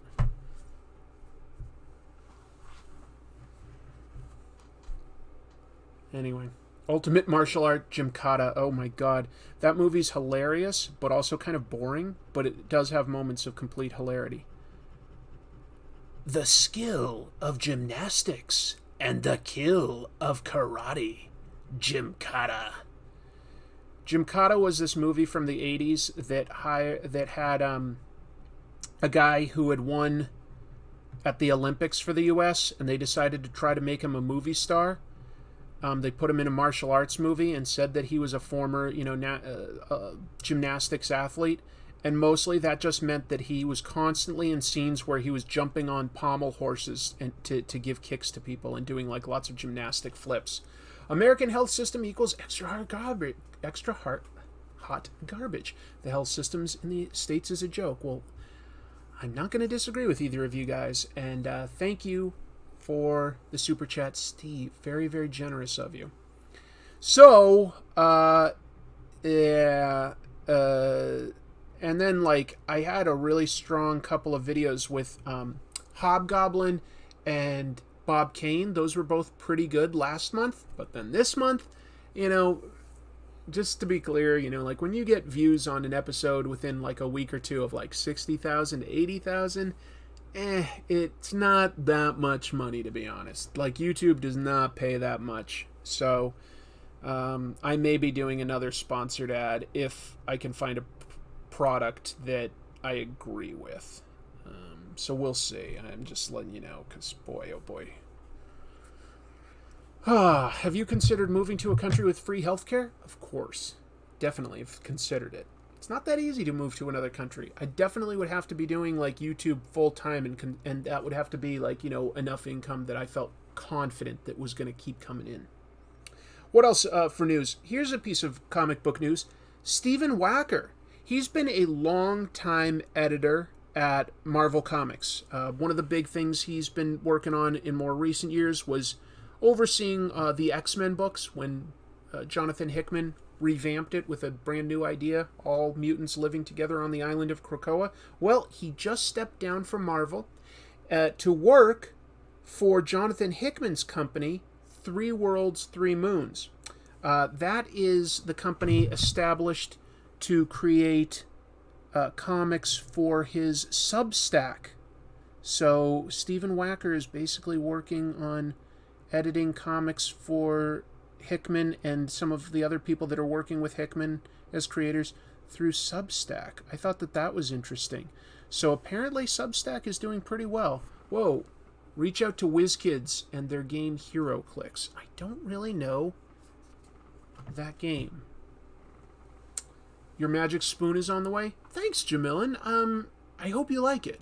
I like it, to be honest. I do. It is kind of pricey. It is pricey, but you're paying for a healthy cereal. Like, that's not easy to produce, basically, because what they use instead of just sugar, they sweeten it with allulose and I think sugar from figs, like a natural sugar, but primarily allulose. No, monk fruit. Monk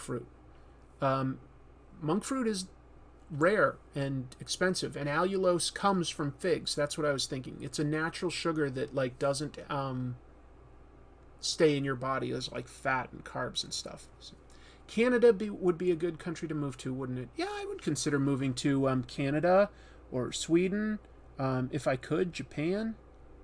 Those are all countries I would consider moving to if the opportunity presented itself. But, who knows?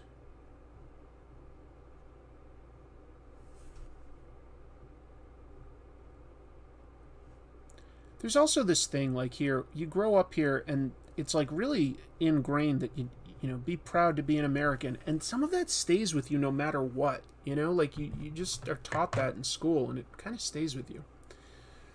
Relocation is expensive, that's true. Michael DeFonte with a super chat, and he says, "Hi, sorry, just got here. Had to give someone a ride." Well, that's so nice of you.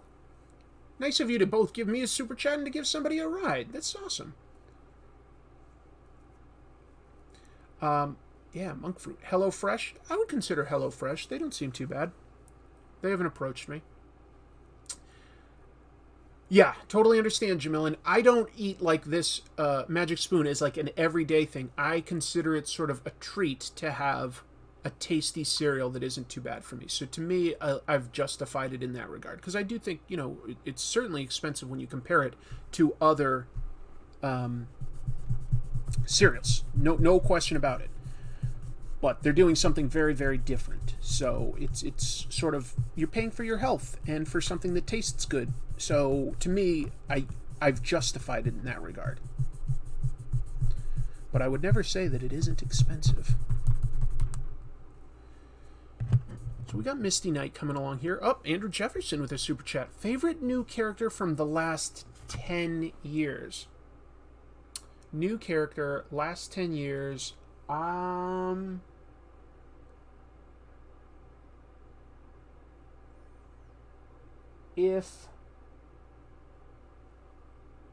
If we count manga, I might say Deku from My Hero Academia. I do kind of like him. I find him likable and charming. He's so nerdy. I also really like Kamala Khan, Ms. Marvel. I'm legit a fan. I only really discovered her recently, but I think she's a pretty awesome character. What do you think of Warren Ellis? Hard to say that you're like a fan of Warren Ellis these days after, like, you know, finding out that he's a sex pest. But I'd be lying if I said that I didn't love some of his comics that I've already read. Planetary was fantastic, and I'd love to still do an episode about Next Wave at some point. I love Next Wave.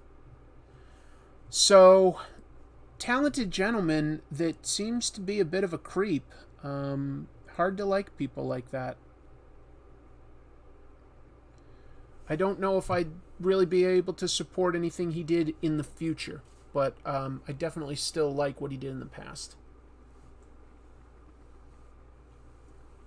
Yeah, my Comic Tropes is my discount code on Magic Spoon, and I will be doing another ad for them at some point this month, maybe even the next episode. We will see. What do you think of the Marvel vs. Capcom games? You know, I've never been very good at fighting games, so I can't, like, come out here and be like, oh, what I really did is I mained Cyclops or something. But I did play one of them when it was on Dreamcast, and I loved how it looked, and I liked how it played. I just wasn't very good at it. I'm bad at fighting games. Yeah. Sometimes you have to separate the artist from the art. I agree, Marvin Nation. And sometimes I can, and sometimes I can't. It really depends on what they did and stuff, and when I found out. But, yeah.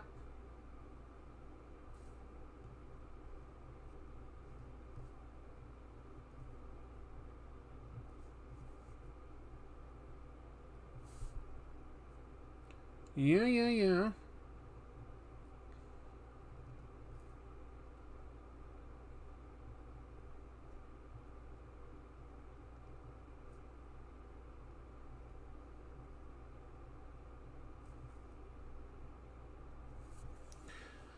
Planetary is a masterpiece. It's pretty damn good, isn't it?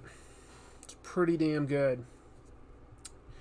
Fables is great. I'm already a fan. Thoughts on it, Chris? Love Fables. Fables is so good. Bill Willingham is great. I'm really surprised that, you know, there hasn't been a follow-up by him that I've loved as much, because I loved that one so much. But yeah, Fables is fantastic. Strong recommend. Strong recommend if you haven't read it. Great epic story. Really cool characters. No real notes. That's one that I just was able to enjoy.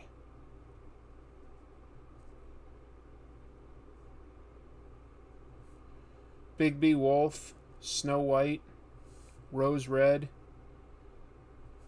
Great characters. Flycatcher. The Adversary. That was a great villain. So many good things. Miss it sometimes. Miss it sometimes.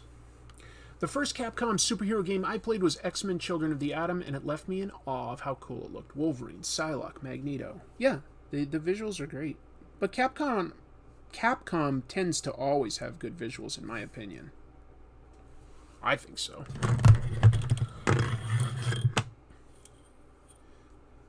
I'm going to lay in a few more lines, and then I'm going to show some more cards, because I got some super chats, so I've laid aside some creator cards. Every time I get a super chat, I'm going to read a creator card until we go through all 110.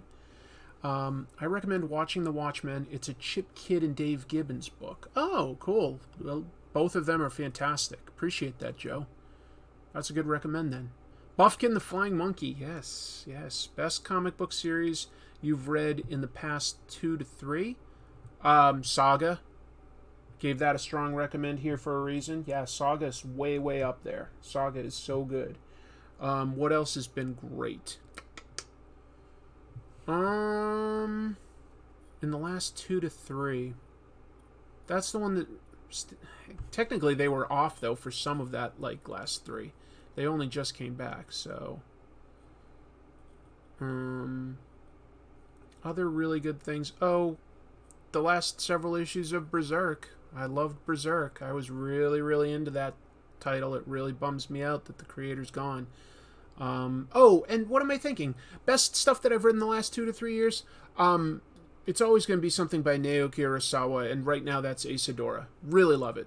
Strong, strong, strong recommend for Asadora by Naoki Urasawa. Great, great title I think anyone could enjoy.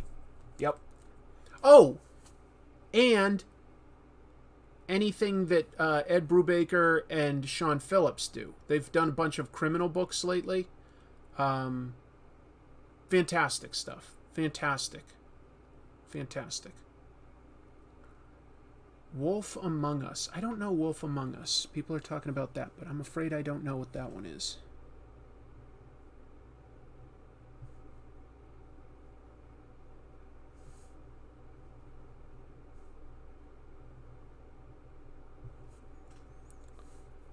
Me sorry. I don't know.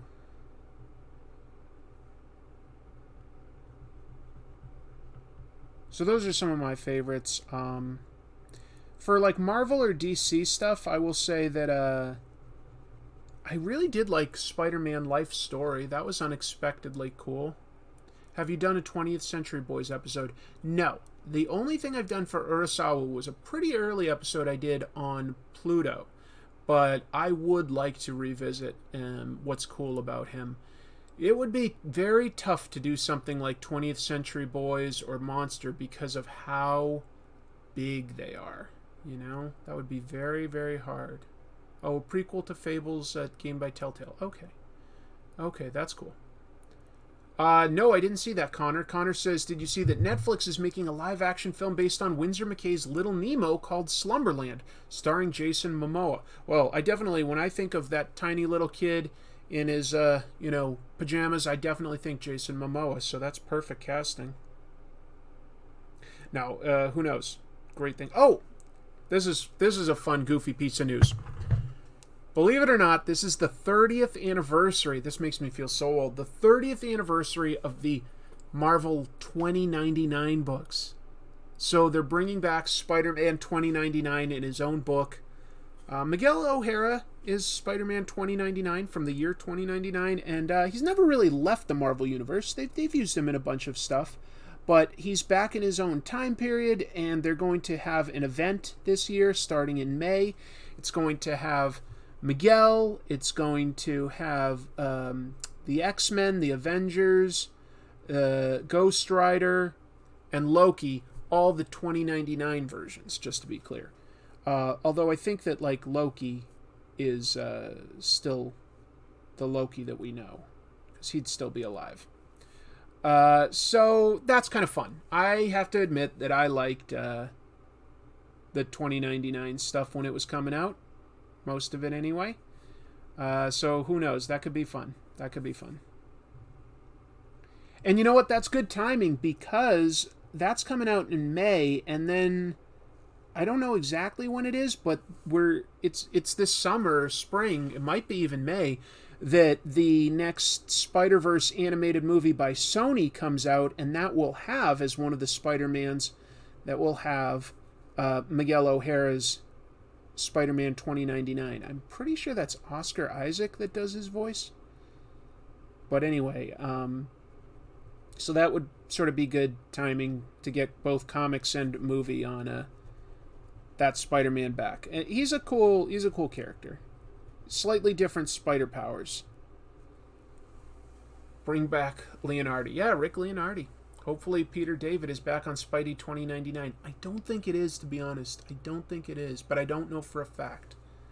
Don't know that for a fact. Yeah. If you haven't read the 2099 stuff, I'm not going to claim that it's cutting edge or groundbreaking, okay? It is not that. But it was fun. At least most of it. Some of it was weaker than others. I should point that out. I don't think that the X-Men was that great. Ron Lim was doing the art, and he was fine. But they didn't, and the Punisher was kind of goofy too. But the Spider-Man 2099 was good, and Doom 2099 was good, and I liked at least the initial Ravage 2099, which is an original character that Stan Lee came back to write. Stan Lee writing comics in the 90s for Marvel. It was charming. You know, it was new to me at the time, and it was Stan Lee. So, yeah, there was something about that I liked a lot. But that just blows my mind. 2099 is 30 years old. That, like, when it was coming out, Marvel Comics itself was 30 years old. So, it's amazing how fast time can pass. It really is. It really is. So we'll see. Maybe it'll be good. Maybe it'll be dumb. They've tried to revive 2099 once or twice before. It's never really taken off.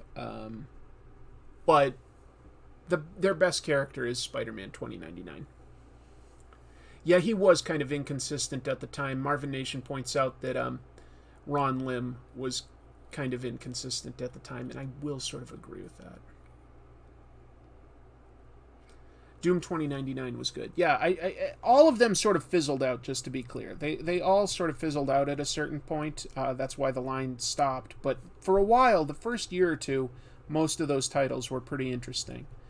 Seeing the Marvel universe of the far future and stuff. Yeah, it was good.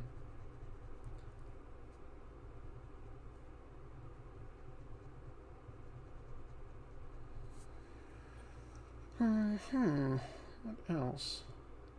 I think that's pretty much all the news of the week for comics that I can think of. If you've got any like news of the week that you think I'm forgetting, feel free to point it out. But that's everything I can think of. And some of you guys have pointed out the news, like that thing about apparently an adaptation of Little Nemo in Slumberland. Which, that's another episode I should make at some point, analyzing the impact of Winsor McKay's newspaper comics.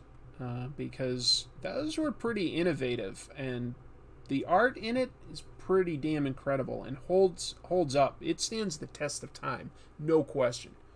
No question.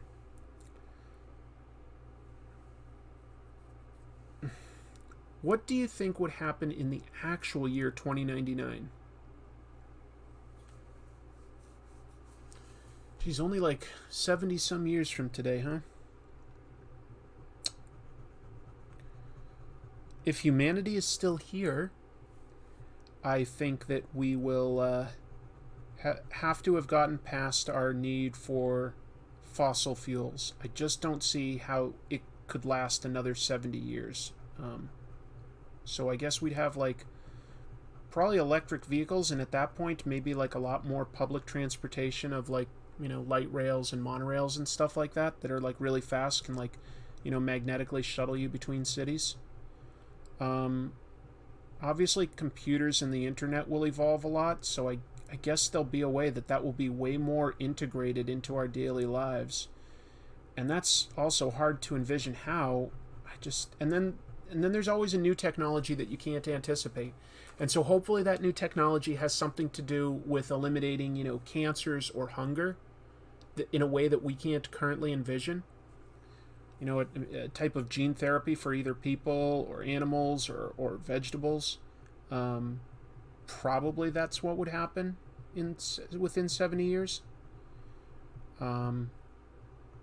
if I wanted to be, like, way too hopeful, I'd say that we solve faster-than-light travel and can go to other planets, but I don't think that's realistic.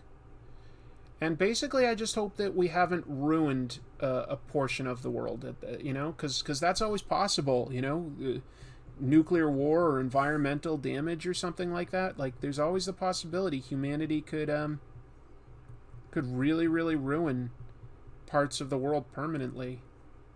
That maybe we just don't have access to 70-some years from today. It's definitely an interesting question. I think there's probably going to be a lot more suffering and famine and war in 2099. I don't know. You know, or we have that and we get past it. That is a hard question to answer.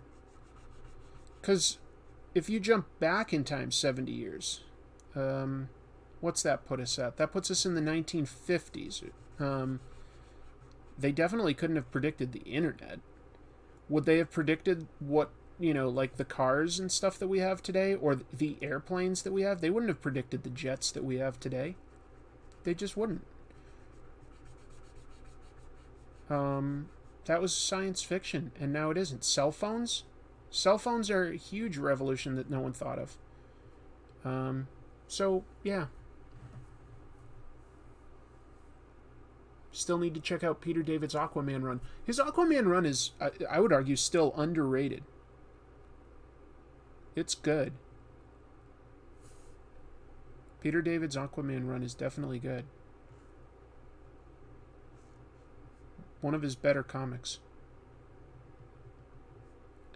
Maybe that's another creator I should revisit at some point. I did one episode about his Hulk run, but he's obviously... And actually, I talked about his work a little in my Aquaman episode, but I could probably do another creator-focused episode on him. That would be cool. Too cool. We gotta go back, Marty! We gotta go back! Remember when we were supposed to have hoverboards in 2015? Yeah, Back to the Future 2 obviously got a bunch wrong, but it was expanding out what they knew in 1989. They also got some stuff right. They had multiple TV channels available all at once. They had basically versions of like Skype to talk back and forth on like a TV screen. That was not available back in 1989. They had like data pads, which were like iPads and tablets and stuff. They had that. So there are certain things they did get right, to be honest. Even though they were trying to be more funny and stuff, they predicted that 3D would come back in a way. They got a few things right, surprisingly. They actually did.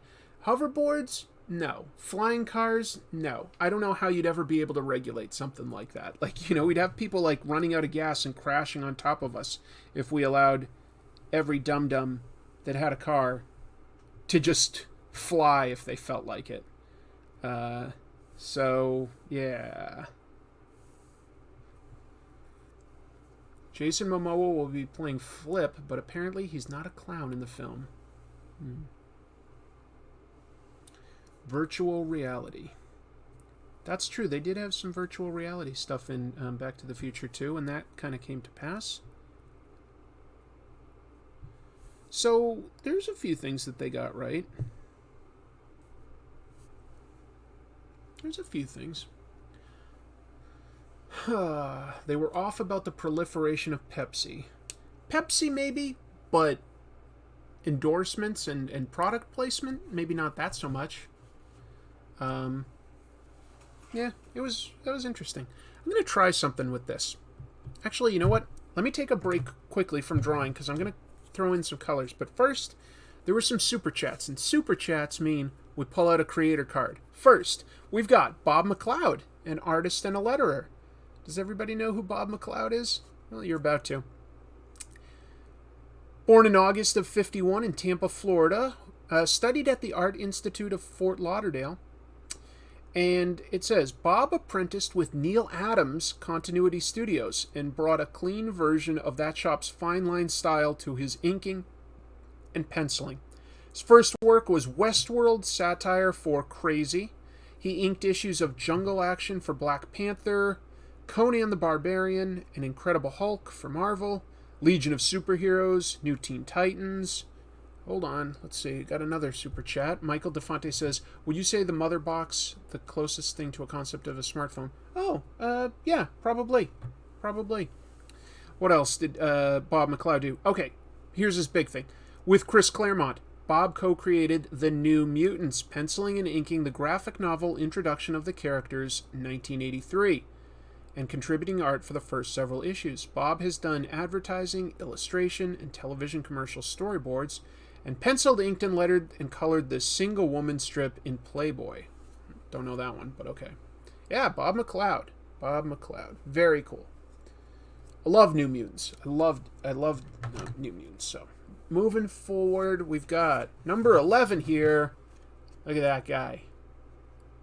If you don't know him, you should. That is John Buscema. John Buscema. Born in December of 1927 in Brooklyn, New York. Studied at the Pratt Institute. John's first art job in comics was in 1948 for Marvel. From 48 to 66, he drew a wide variety of crime, romance, and Western stories for Marvel, Orbit, Charlton, ACG, Hillman, Quality, Ace, St. John, Dell, and Ziff Davis.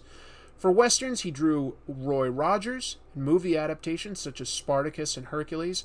This is all stuff you can see in my John Buscema episode on Comic Tropes, by the way. Let's see. In 1966, John returned to Marvel, where he has penciled stories and covers featuring every major character, from Spider-Man to Man-Thing to Howard the Duck.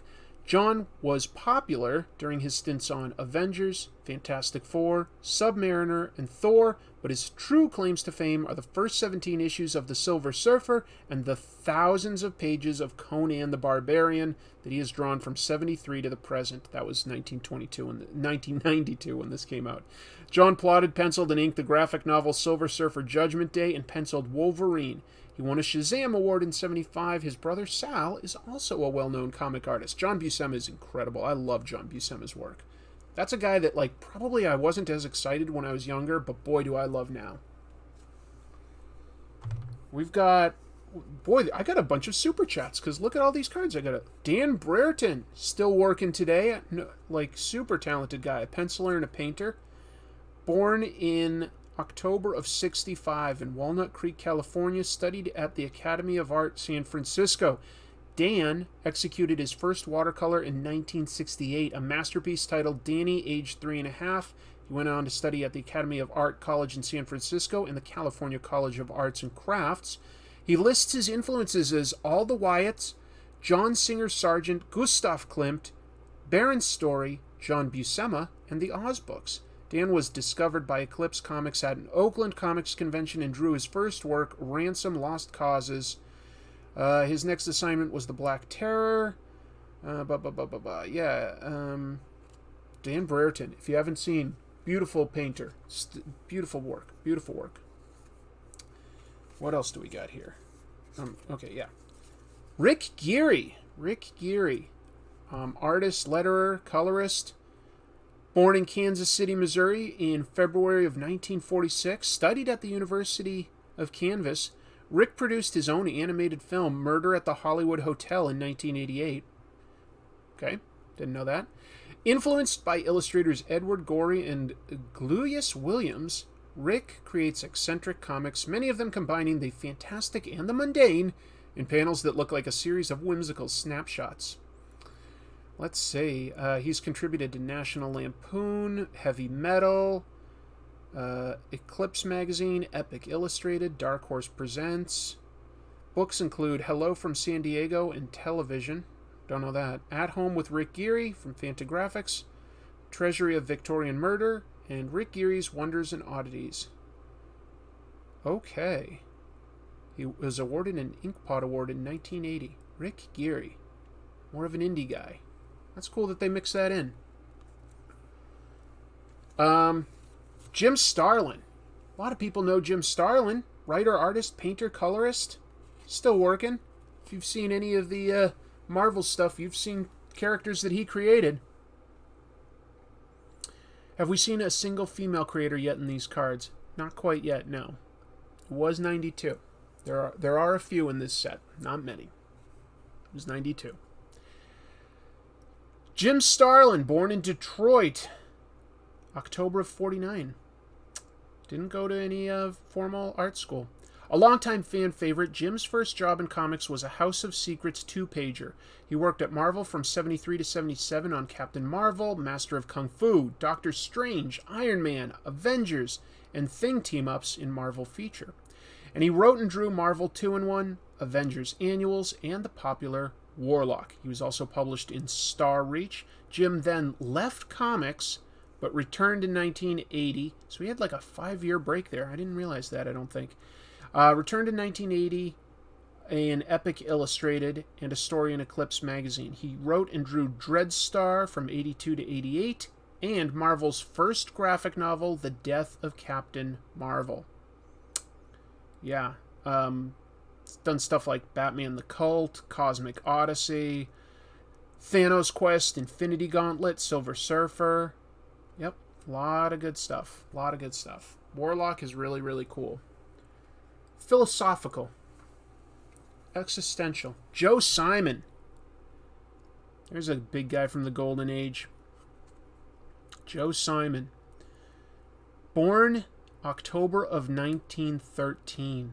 1913 in Syracuse University. He was born in Rochester, New York. Joe started his art career in the newspaper field and in 1939 moved to comics doing freelance work for the Funnies Incorporated shop and producing art and stories for Centaur, Novelty, and Fox.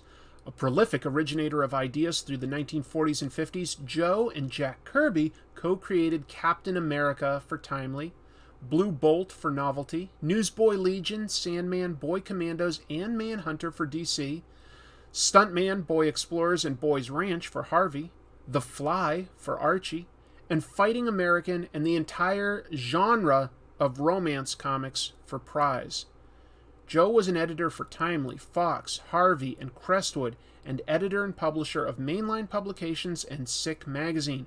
Joe also produced many commercial and educational comics. Yeah. Super important guy. Super important guy.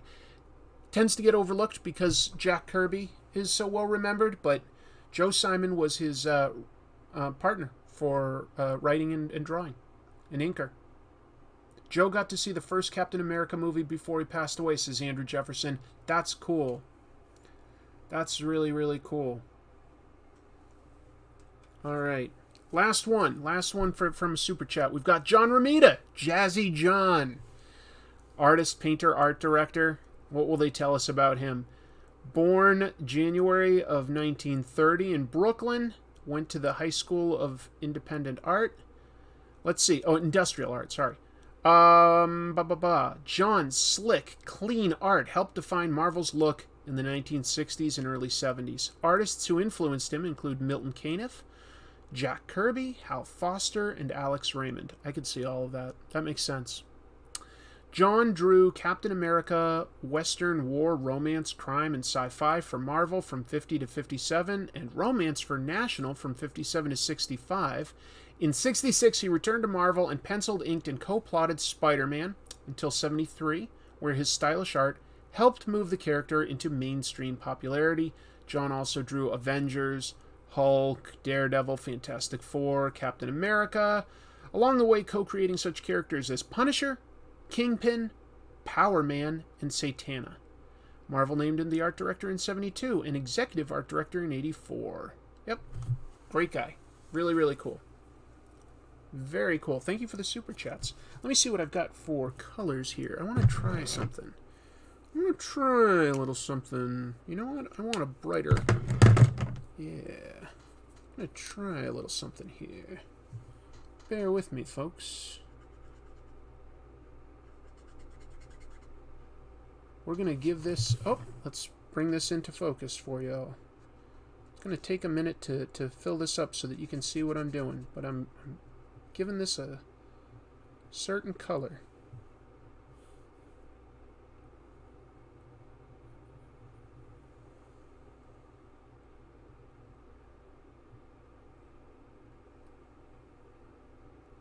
As to why, well, give me some time to lay it in and see if it works. And if it doesn't, I'll explain what I was going for later.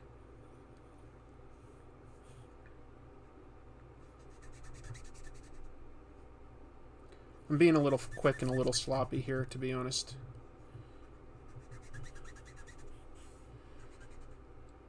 You kids like 'em real sloppy, don't ya?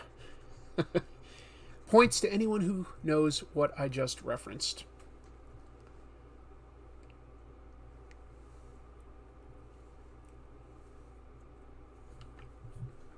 Ridiculous. Somebody just got a timeout. Oh, okay, now I'll just remove that. Okay. I'm not going to have anybody even jokingly insult others because it can escalate. So, gotta put people in timeout sometimes. And that they don't like that, then they can just leave. Easy. If peeing your pants is cool, consider me Miles Davis. Thank you. Somebody knew what I was referencing. You kids like 'em sloppy, right? Some good comics this past week, though. Definitely recommend the X-Cellent. I thought that was a blast. I like Nocterra. I like Star Wars. So, some good stuff. I feel like I'm not really reading a whole lot these days from companies like Dark Horse or IDW, though. I wish I was. Like, I like to have some variety and support, you know, all sorts of different comics. But right now, I just can't really think of anything that I'm really reading from them. At least not regularly. Chris Sears. Thought I missed the live stream. You definitely didn't. Busy family night tonight. Oh, well, I hope that that's good. A super chat, folks, means that I'm going to bring out another creator card. And guess what? It's the first female creator in the stack. This is Kate Worley. Writer, colorist, painter. Do you know Kate Worley? Indie creator. Kate was born in March of 1958 in Belleville, Illinois. No formal schooling. Kate made her mark writing some of comics' most human characters, all of whom happened to be animals. She broke into the field on Reed Waller's Omaha the Cat Dancer. Let's see. Reed has produced the character's introduction and blah, blah, blah. Okay, I want to talk about Kate. Kate, Reed's partner, stepped in and has written the series ever since 1986. She also colors the covers. Elaborate plot lines and interconnected relationships are her hallmark. Huddle, Jerry, and Rob are characters she created. Kate also collaborated with Reed on Speaking Stone for Critters and did work for the benefit comics Strip Aids USA and Choices. Since 1990, Kate has confounded those who thought she could only write adult comics with sexual themes by scripting Disney's Roger Rabbit comic. She and Reed were nominated for 3 Eisners in 1989. Omaha the Cat Dancer. An adult title. Has sex, but I would not call it pornographic, just for the record. I've looked at it. Not 100% my speed, but I respect what they do because it is a drama. It is a drama, like a soap opera. It's anthropomorphic people. I've just never been too into that idea. I don't know. Maybe I'm a lame wad. Maybe. Let me try this. Bomb.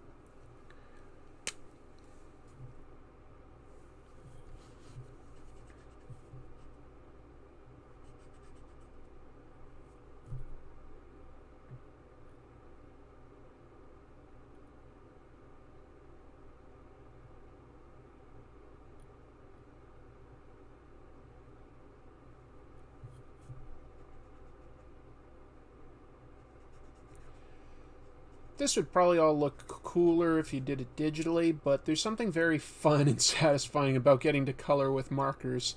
I guess this brings out the kid in me, just doing coloring. I'm coloring my own work, but it feels like I'm doing like a coloring book. Oh, super chat by Nico Kicker. Thank you. Ever think about covering the whole Ken Penders situation? You're pretty fair in your research. be nice to see a less biased understanding of what went down. I don't know who Ken Penders is. I feel like that was somebody that worked on Sonic for Archie, but that might be completely wrong. Am I remembering that right? No updates yet on post-IDW G.I. Joe Master Shake. I'm just waiting to hear what the next news is, so I don't really have any new speculation. Alright. So, Super Chat means we look at another card, and guess what? Reed Waller. Maybe we could have guessed that since the last one was his partner, Kate Worley. Alright. What are they going to tell us that's new here about Omaha? Reed was born August of 1949 in Albert Lea, Minnesota. Went to school nowhere. Reed began his comics career by co-founding Voodie, a cartoonist's APA, in '76. He penciled a story for No Ducks and produced art for Jerry the Polar Bear and Say What. You all know all of those titles, right? His breakthrough came in Bizarre Sex 9, which introduced Omaha the Cat Dancer. That's 1981. The story portrayed an anthropomorphic nude dancer and her relationships, sexual and otherwise, in a very human way. Reed wrote and drew Omaha's first issue in her own title in '85 and has continued doing the art over scripts by his partner Kate Worley. Yeah. Kind of the same information. He claimed ownership of nearly every character, even ones used in games. Oh, well, that's a stretch. But I'd have to read up on it. To be honest, I don't know. Hey, it's my good buddy, Hoodie Coco. He does a channel all about G.I. Joe, so good that he's showing up to say, I'm waiting for the call from IDW to take over writing and drawing duties on G.I. Joe. Well, if they did, they'd only give you, like, what, a couple months before they lose it. You gotta talk to the next company that apparently has got the license, which we don't necessarily know who that is yet. You're so funny, dude.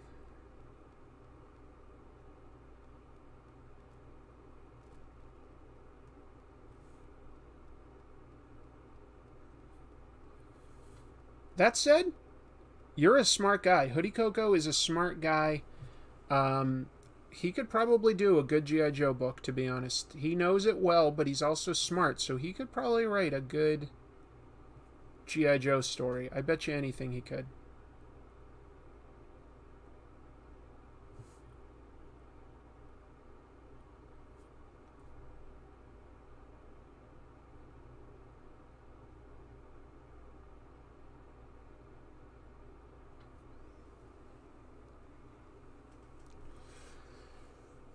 Go Omega. That's me. There were a lot of lawsuits, huh?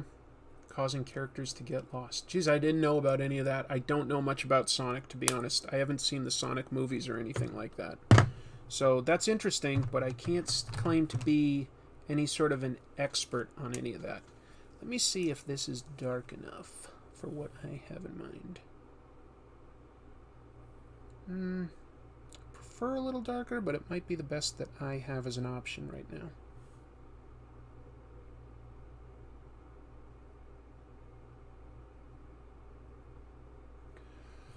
Wouldn't Hooded Cobra Commander just have the bad guys win if he did G.I. Joe? Oh, that is a concern. HCC 788, would you just write the bad guys to win if you took over the writing duties? We can't have that. That's a very valid concern. That wouldn't be fair. He did a great episode this past week on a vehicle from the 90s that I wasn't aware of, because in the 90s, the G.I. Joe toy line started to get very sci-fi. It was kind of influenced by like what was popular at the time, including Ninja Turtles, and they sort of chased some trends. So I got out of it. I was also getting older, so I got out of it. But there was a vehicle called the Monster Blaster, and actually, despite it having a little bit of neon, I thought it looked like a really cool vehicle. I think I would have liked it if I was younger when it came out. So, good episode on Hooded Cobra Commander 788's channel. Chris does a very nice video on Cerebus and Dave Sim on his Comic Tropes channel. Oh, thank you. That's very nice. You should totally watch Sonic before the newest movie. I took a date to see that one. Cool. We finally end the war. That's Hoodie Coco's revolutionary idea. Yeah. Let me test this color out. Goes right for the face. I know, but like, what have I got to lose? You know, like, this is just for fun, basically. So,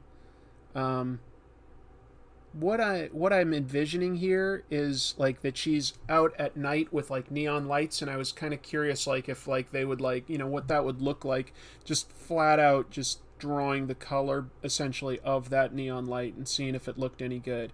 I feel like it sort of does, but let me sort of flesh this out and see where it goes.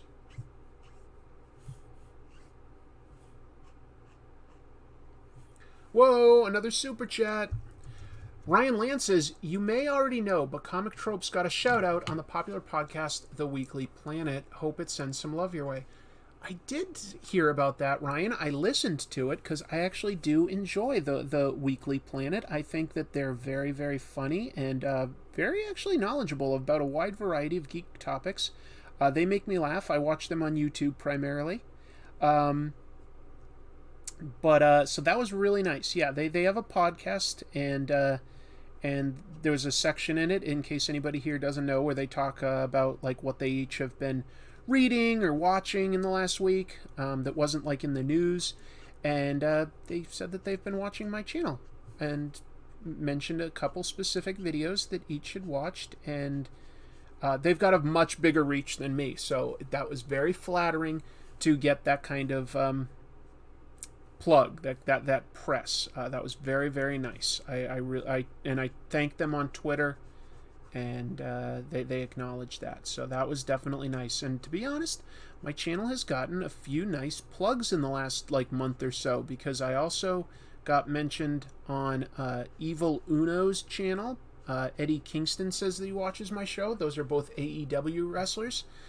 They kindly threw up the link for my show, the name for it anyway, and so that's nice. And there was something else. Oh yeah, Kid Cudi shared one of my tweets. That was kind of nice, because obviously he's got a huge fan base, so that was nice that Kid Cudi acknowledged one of my tweets and shared it. Any favorite Misty Knight stories, asks Andrew Jefferson with a super generous super chat. Favorites. You know what's an underrated period in Misty Knight's career is she was briefly a guest star in the Claremont John Byrne X-Men run. She briefly had a relationship with Cyclops. I always found that kind of interesting. So maybe she's got a little bit of a type, because, you know, she kind of ended up with Iron Fist eventually. Another, like, big white guy. I don't know. Maybe she's got a type, huh? But a favorite. Probably, honestly, the days where she and Colleen Wing started Nightwing investigations within the pages of Power Man and Iron Fist. As to who was writing it then, right now, I'm not 100% sure. It might have been Steve Englehart, but I might be misremembering that. I'd have to go back and look. But I did like that era. I thought that she was portrayed as very capable and cool at that time period. And the fact that she like teamed up with Colleen Wing and they kind of just did their own thing. They didn't need their boyfriends to step in and help them or anything. That was really cool. That was really cool. I was like, these ladies are cool. And I was right. They were. Her type is boring men. Maybe. Maybe. I picked up the trade containing the G.I. Joe story that Chris was ripping on, a 90s style with Andrew Wildman art. I thought it was good. Good to read before sleep, Eco Wars era. The Eco Warriors were very brief. Yeah, not my personal favorite. I definitely got the sense that Larry Hama was borderline forced to include a bunch of characters and just kind of tried to do it as quickly as possible. Didn't love the look of Eco Warriors, the new like look for Firefly. It was like now he was a green ninja instead of a cool, you know, commando looking bomber of some sort. I don't know. He just not my favorite era. Sorry. I love G.I. Joe though, and it bounced back when Larry Hama started his run over at IDW. Bounce back in a big way. Love Larry Hama. Love Larry Hama. There's other people that I'd love to interview, but I have to admit, Larry's at the top of my list. Maybe someday. Maybe. We'll see.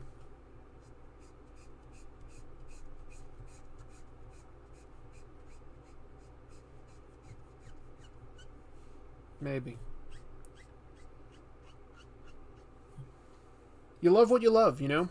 I think it seems to be true that, like, whatever the comics were that you first read that, like, kind of got you into comics, they kind of stay with you as something you still love. Oh, ever seen the controversial Heroes for Hire issue 13? No. No, I'm not aware of that, I have to admit.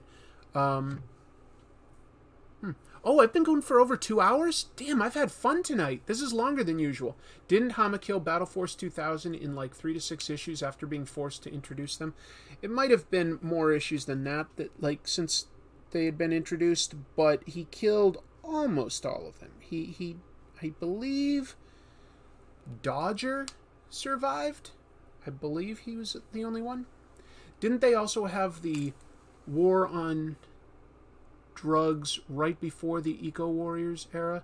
It was right at the same time, to be honest. They had the DEF, the Drug Elimination Force, which really shouldn't fall within the purview of the American military. But whatever. I mean, I guess it could if they were, like, you know, going to, say, Colombia or something like that, but they seem to just fight Headman in, like, New York and stuff like that, so I don't know. You know, if they had, like, a G.I. Joe operating down in South America, that might have made a little more sense.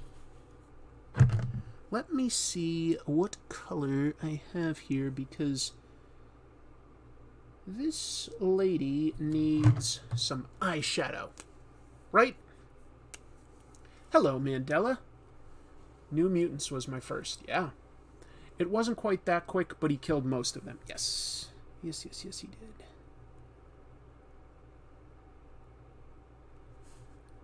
I didn't mind that he killed a bunch of G.I. Joes at that point. You know, I thought it gave it a little bit of verisimilitude. And Larry had killed off characters before, but they were usually original creations. Just to show that there were consequences to war. I thought that, like, he was pretty honest and upfront with that for, you know, a comic based on toys, that, like, war has consequences. But that's what you'd expect, right? I mean, Larry Hama literally was is a Vietnam veteran, so he has respect for those things. Those Wildman drawn G.I. Joe issues were the first ones that I collected regularly. More power to you. That was my least favorite looking artist, I think, for G.I. Joe. Maybe even, like, and Herb Trimpe didn't produce the best work of his career on G.I. Joe, but I think I would still take Herb Trimpe over Andrew Wildman. I didn't really like his Transformers stuff either. Don't want to, like, you know, just talk crap about the guy. It just wasn't for me, you know? Just wasn't for me.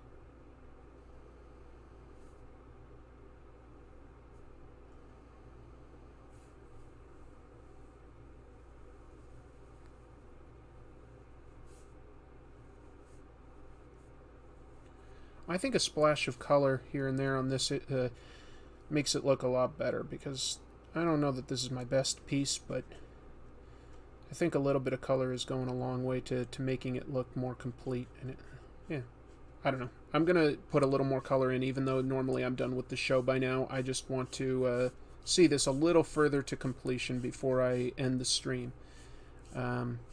So, you get me for a little longer. Thanks. Would love to hear Chris's thought on G.I. Joe movies. Okay, so there have been, what, 4? Is that right? 1, 2, 3? Yeah, there was the animated movie, which I do enjoy to a degree, although I'm just not a fan of Cobra Law at all. But it was good animation. I generally liked the new characters that they created. What I loved about that was the opening sequence that showed pretty much every G.I. Joe and Cobra. Just the opening song, I liked that. That was a strong point. Other than that, you know, it's of its era. As a young person, I can sort of get something out of it. As an adult, I go, yeah, this is pretty mercenary commercial. Whoops. It's another super chat. Thank you, Marvin. Thank you very much. Who do you think is the definitive G.I. Joe artist or your fave? Oh, definitive. Definitive. For my fave, I will say Lee Weeks. He was not on it that long, but I did think Lee Weeks made it look incredible. Definitive, I might say Ron Wagner. I definitely, if you're still here, HCC7... yeah, Ron Wagner is my favorite Joe artist. I was really hoping you'd chime in with something like that. Because you're a little more... Like, even though I've read all the comics, and I love comics, you are the Joe expert, so I feel like you've looked at them with a more critical eye than I have for these comics, and that's interesting. Ron Wagner is your favorite. I will say, I also really liked M.D. Bright. I thought that he had a really good run on G.I. Joe that looked really good. Yeah, I thought Ron Wagner, M.D. Bright, and Lee Weeks were some of my personal favorites there. Yeah, Lee Weeks drew G.I. Joe. Mm-hmm. It was kind of probably early in his career now that I think of it. It's so funny because at the time, books like G.I. Joe and stuff were definitely not considered, top tier books, but I would say that these days, like, being on a licensed book is like something that can sometimes get you some extra money, at least on the secondary market, or like get you into conventions with like that fan base. So there are advantages these days to taking jobs like that.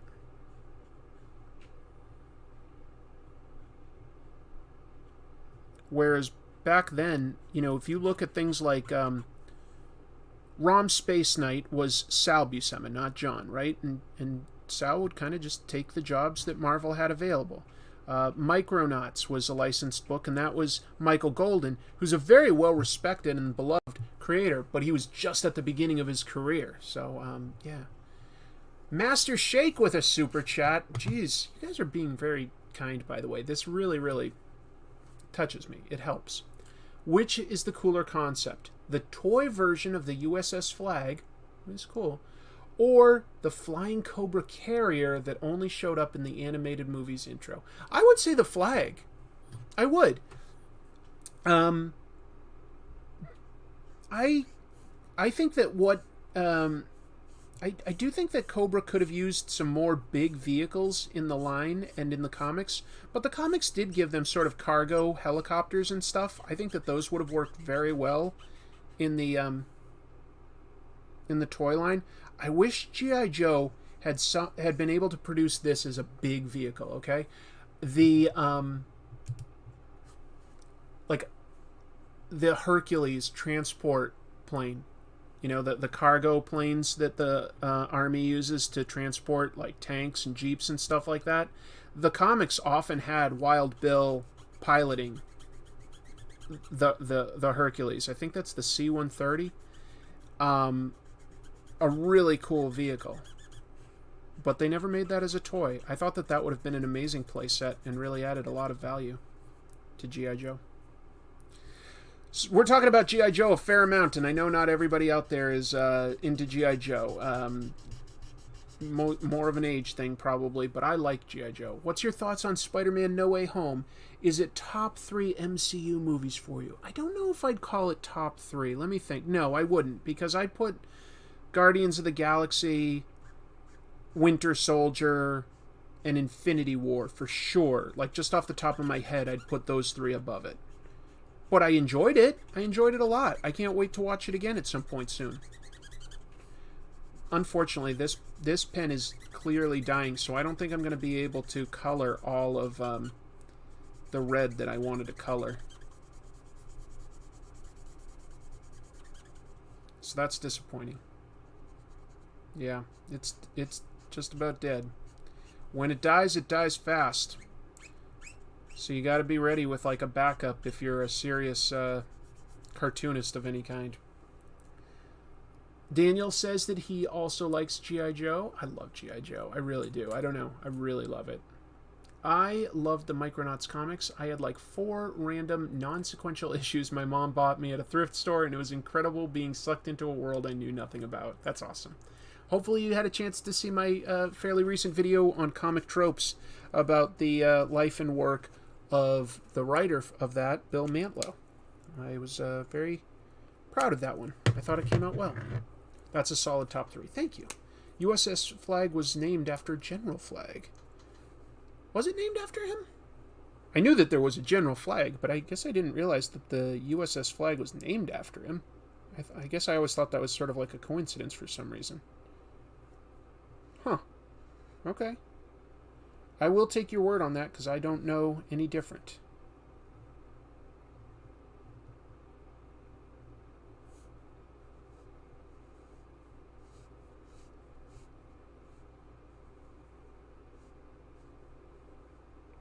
A lot of G.I. Joe talk. Did not expect that. It's probably my fault for just being so into it. Obviously, I'm always happy to talk and discuss G.I. Joe. But this is a show about all sorts of comics. So, what else is worth discussing this week? There's another YouTube channel about comics called Comic Pop with Sal and his family and friends, and they crossed 100,000 subscribers this past week. So congratulations, Sal. He had a live stream earlier today, and I acknowledged his accomplishment there. Definitely something to be proud of. Not easy hitting that milestone. I'll be honest, I've always had the goal of having Comic Tropes hit at least 1 million subscribers. That is my personal goal. I feel like I should be able to do it. It's taken me longer than I sort of thought in some ways, but that's okay. I just feel like I can do it. We need a Comic Tropes on the tropes of Cold Slither lyrics. With Cold Slither, you'll be joining us soon. A band of pythons playing our tune. That was a G.I. Joe episode where Destro has created music that will hypnotize people. He says something like that. I love Comic Pop. Good. Then they are lucky to have you, Black Phoenix.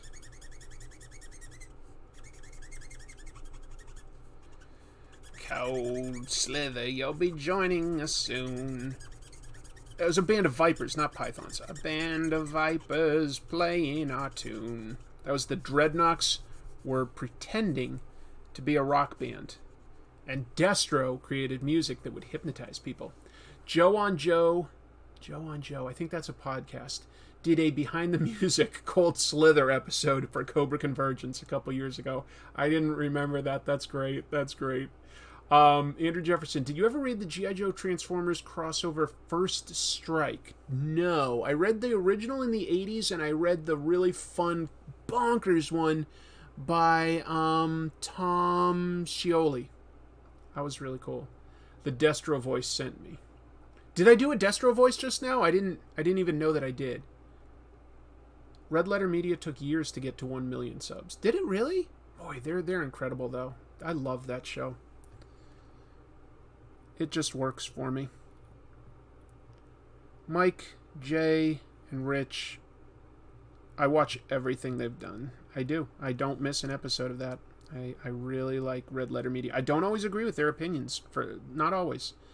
But they do make me laugh, and I respect how they frame most of their criticism. Not saying they're perfect, but I really love their show. Really love it.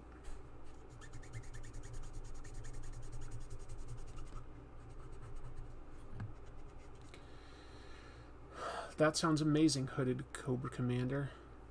Yeah, if any of you out there like G.I. Joe, you gotta check out HCC 788.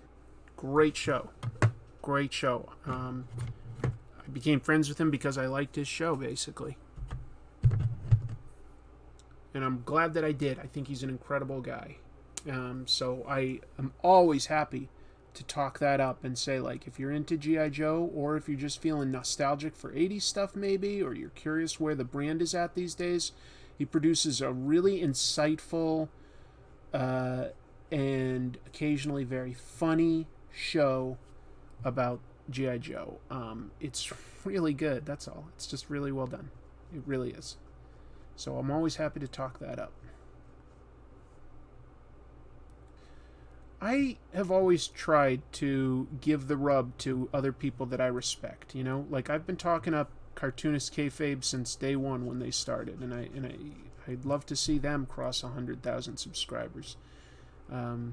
They got to interview Brian K. Vaughan this week. Oh, I was so jealous, folks.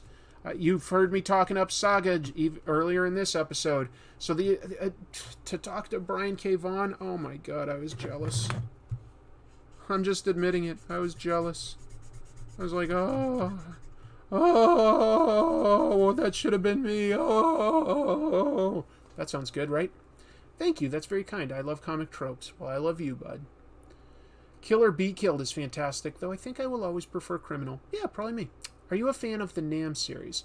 I thought that the Nam was very good, especially at the very beginning, where the artwork was primarily by Michael Golden, and it would like just show people going through a full tour in real time. The first 12 issues are really something special, where it passes in real time. That's cool to me.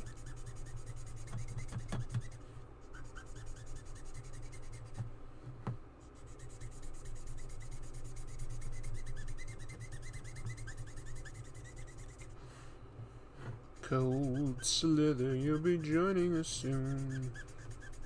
Did Transformers ever have a hypnotic episode? I don't think so. Like a hypnotic music episode?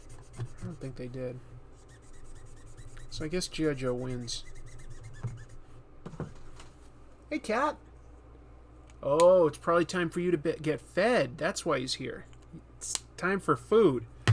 Well, basically all I do at this point would be, like, this is a bionic arm, so this would be colored like a gold or something. So, you know, I'll just, like, add, like, a touch of that to give an indication of what I would have done. And it really is time to, like, wrap up the show, I would say. Red Copics run out real quick. Boy, apparently so. I subscribed to you, Hoda Coco. Good. A couple people subscribed. I like that. And that's nice of you guys. But you're the ones that are going to win there. Trust me. Good show.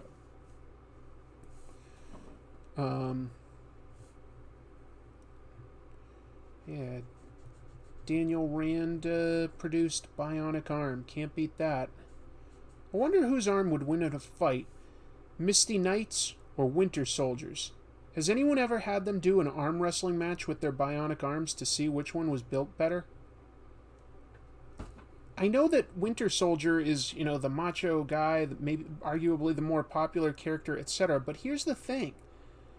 His arm was built by the Russians, like back in, I don't know, maybe the 50s or the 60s or something, right? Like, I feel like if it was Danny Rand or Stark or something that built Misty Knight's arm, and I'd have to double check on who built it, but I feel like hers should be the better arm. So I feel like she should have the stronger and better bionic arm. That's my take on things. If I could write a scene where Misty and Bucky had to have an arm wrestling match of some sort with their bionic arms, I'd have Misty win. He has the Wakandan arm now. Well, he does in the movies. I'm talking the comics, the real deal. Those movies, those are for the kids. Those movies, all the moving and the sound. Oh, my ears. No, give me a good old-fashioned comical book. Stays still, doesn't hurt the eyes, not so loud. It's all in the head. These things, that's where it's at, I'm telling you. No loudness, no yelling, no moving. Oh, they're beautiful, these comics.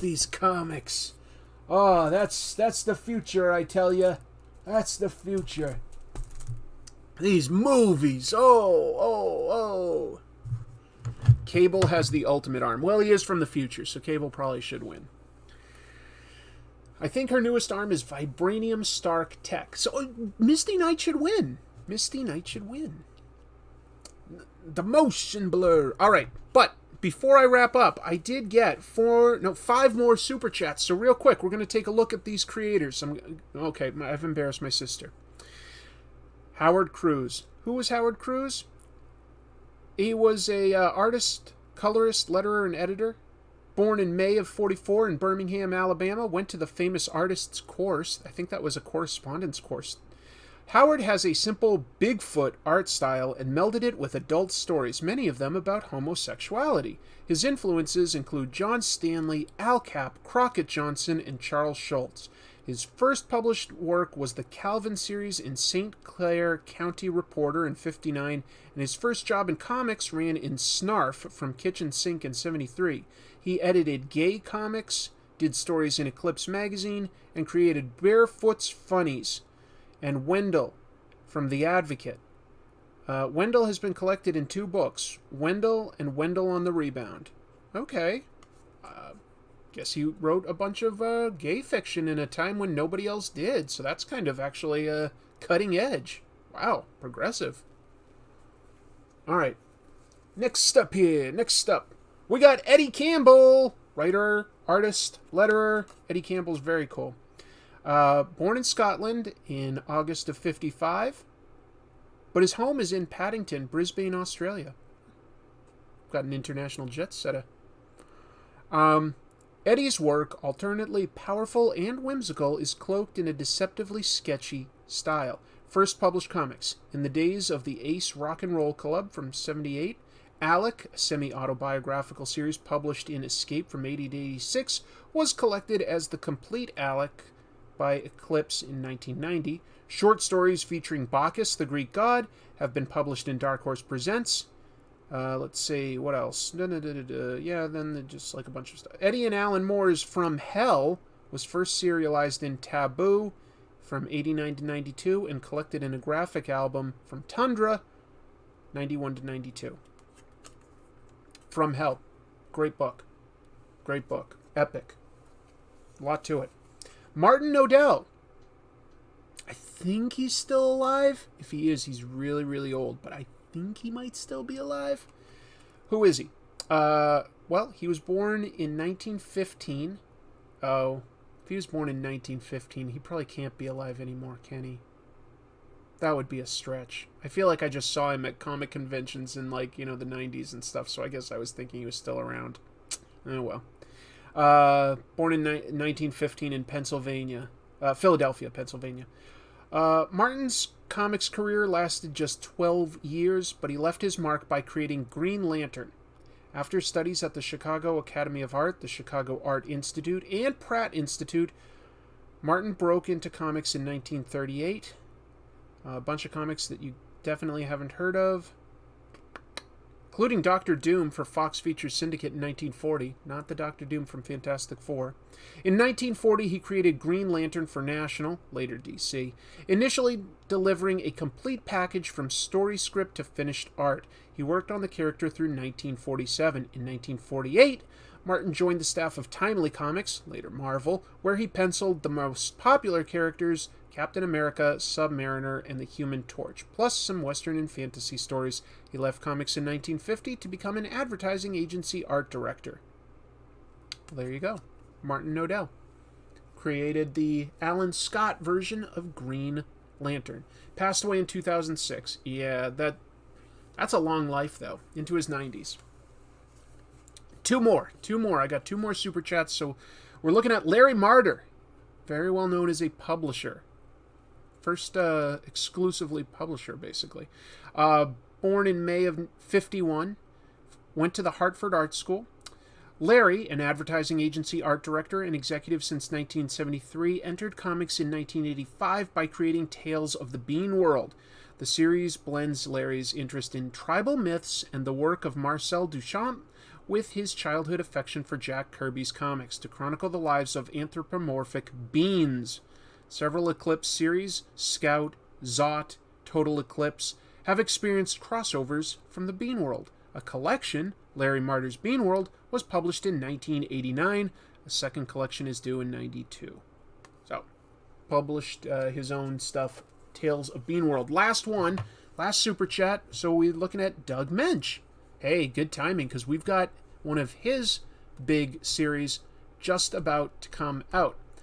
Hello, Fallout 2 Forever. Caught the end of your stream. Huge fan of your channel. Proud of you for taking a risk and going part-time. I hope it works out. Me too. Is Dave Simon there? I think he is, Joe. I think so.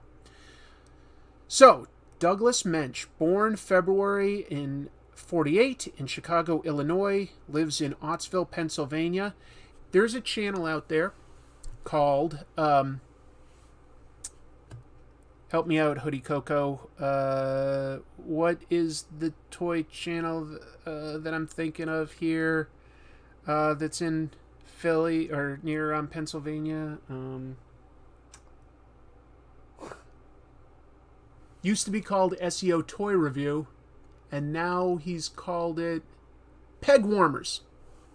Took me a minute there.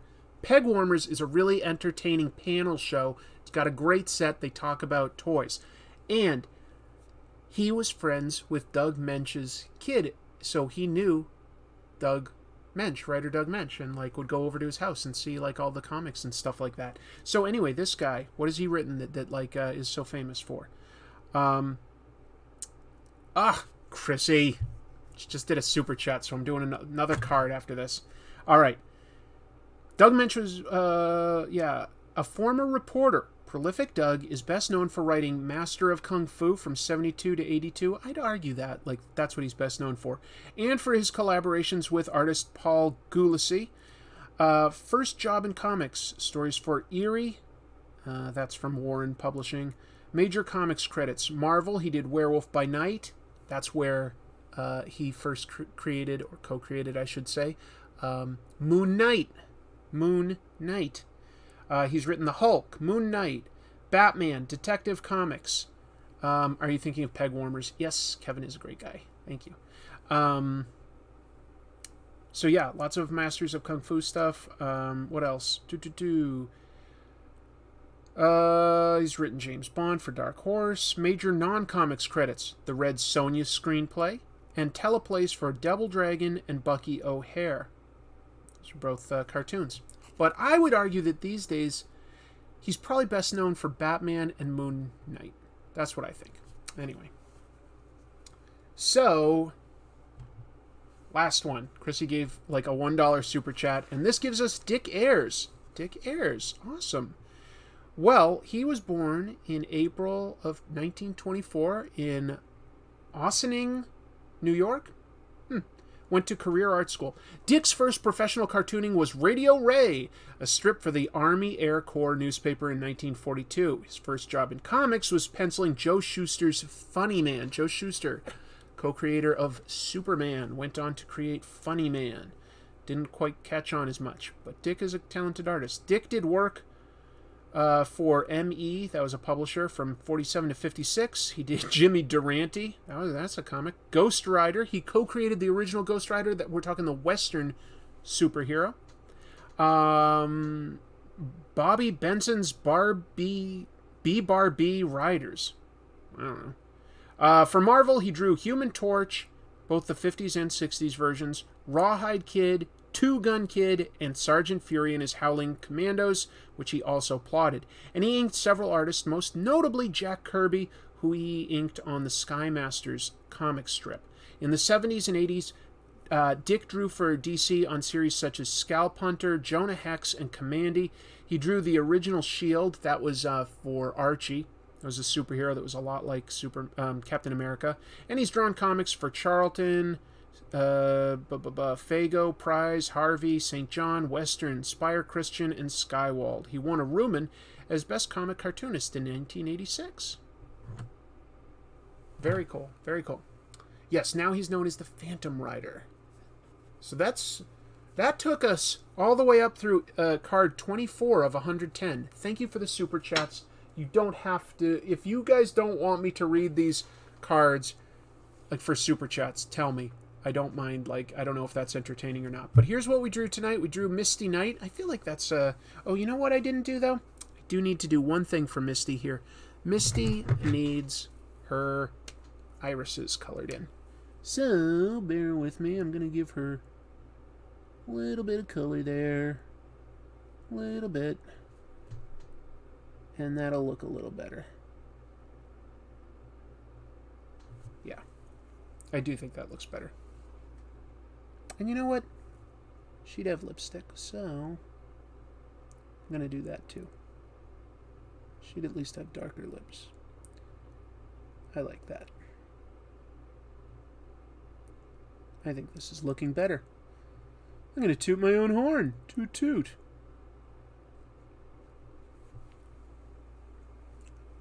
That's not bad, right? That's not bad. All right.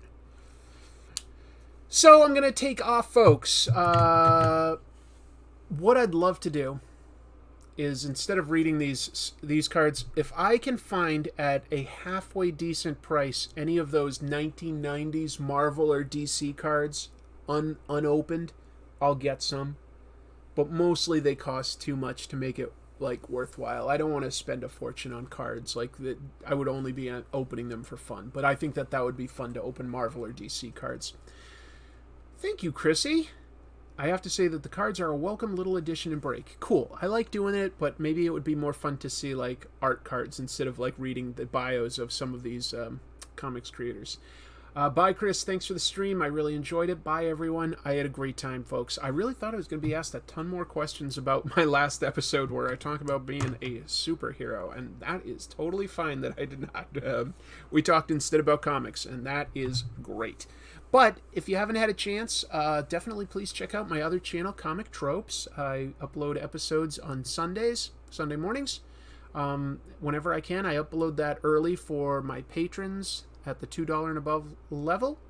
I plan to go back and watch the VOD of your stream when you end it. Cool, thank you. That's so nice of you. Yep, good night, everybody. It's been a great week. I did the last episode of Comic Tropes, just so you know. That was obviously not scripted or heavily edited, so that I could have extra time to deliver the episode I'm working on right now. It's about a really important and beloved comic book artist. I think you guys will like it. I really hope so. So that's coming soon. And until then, just remember to keep reading comics. I'll see you real soon. And now I'm going to end it, but I'm taking a minute so that I don't cut myself short.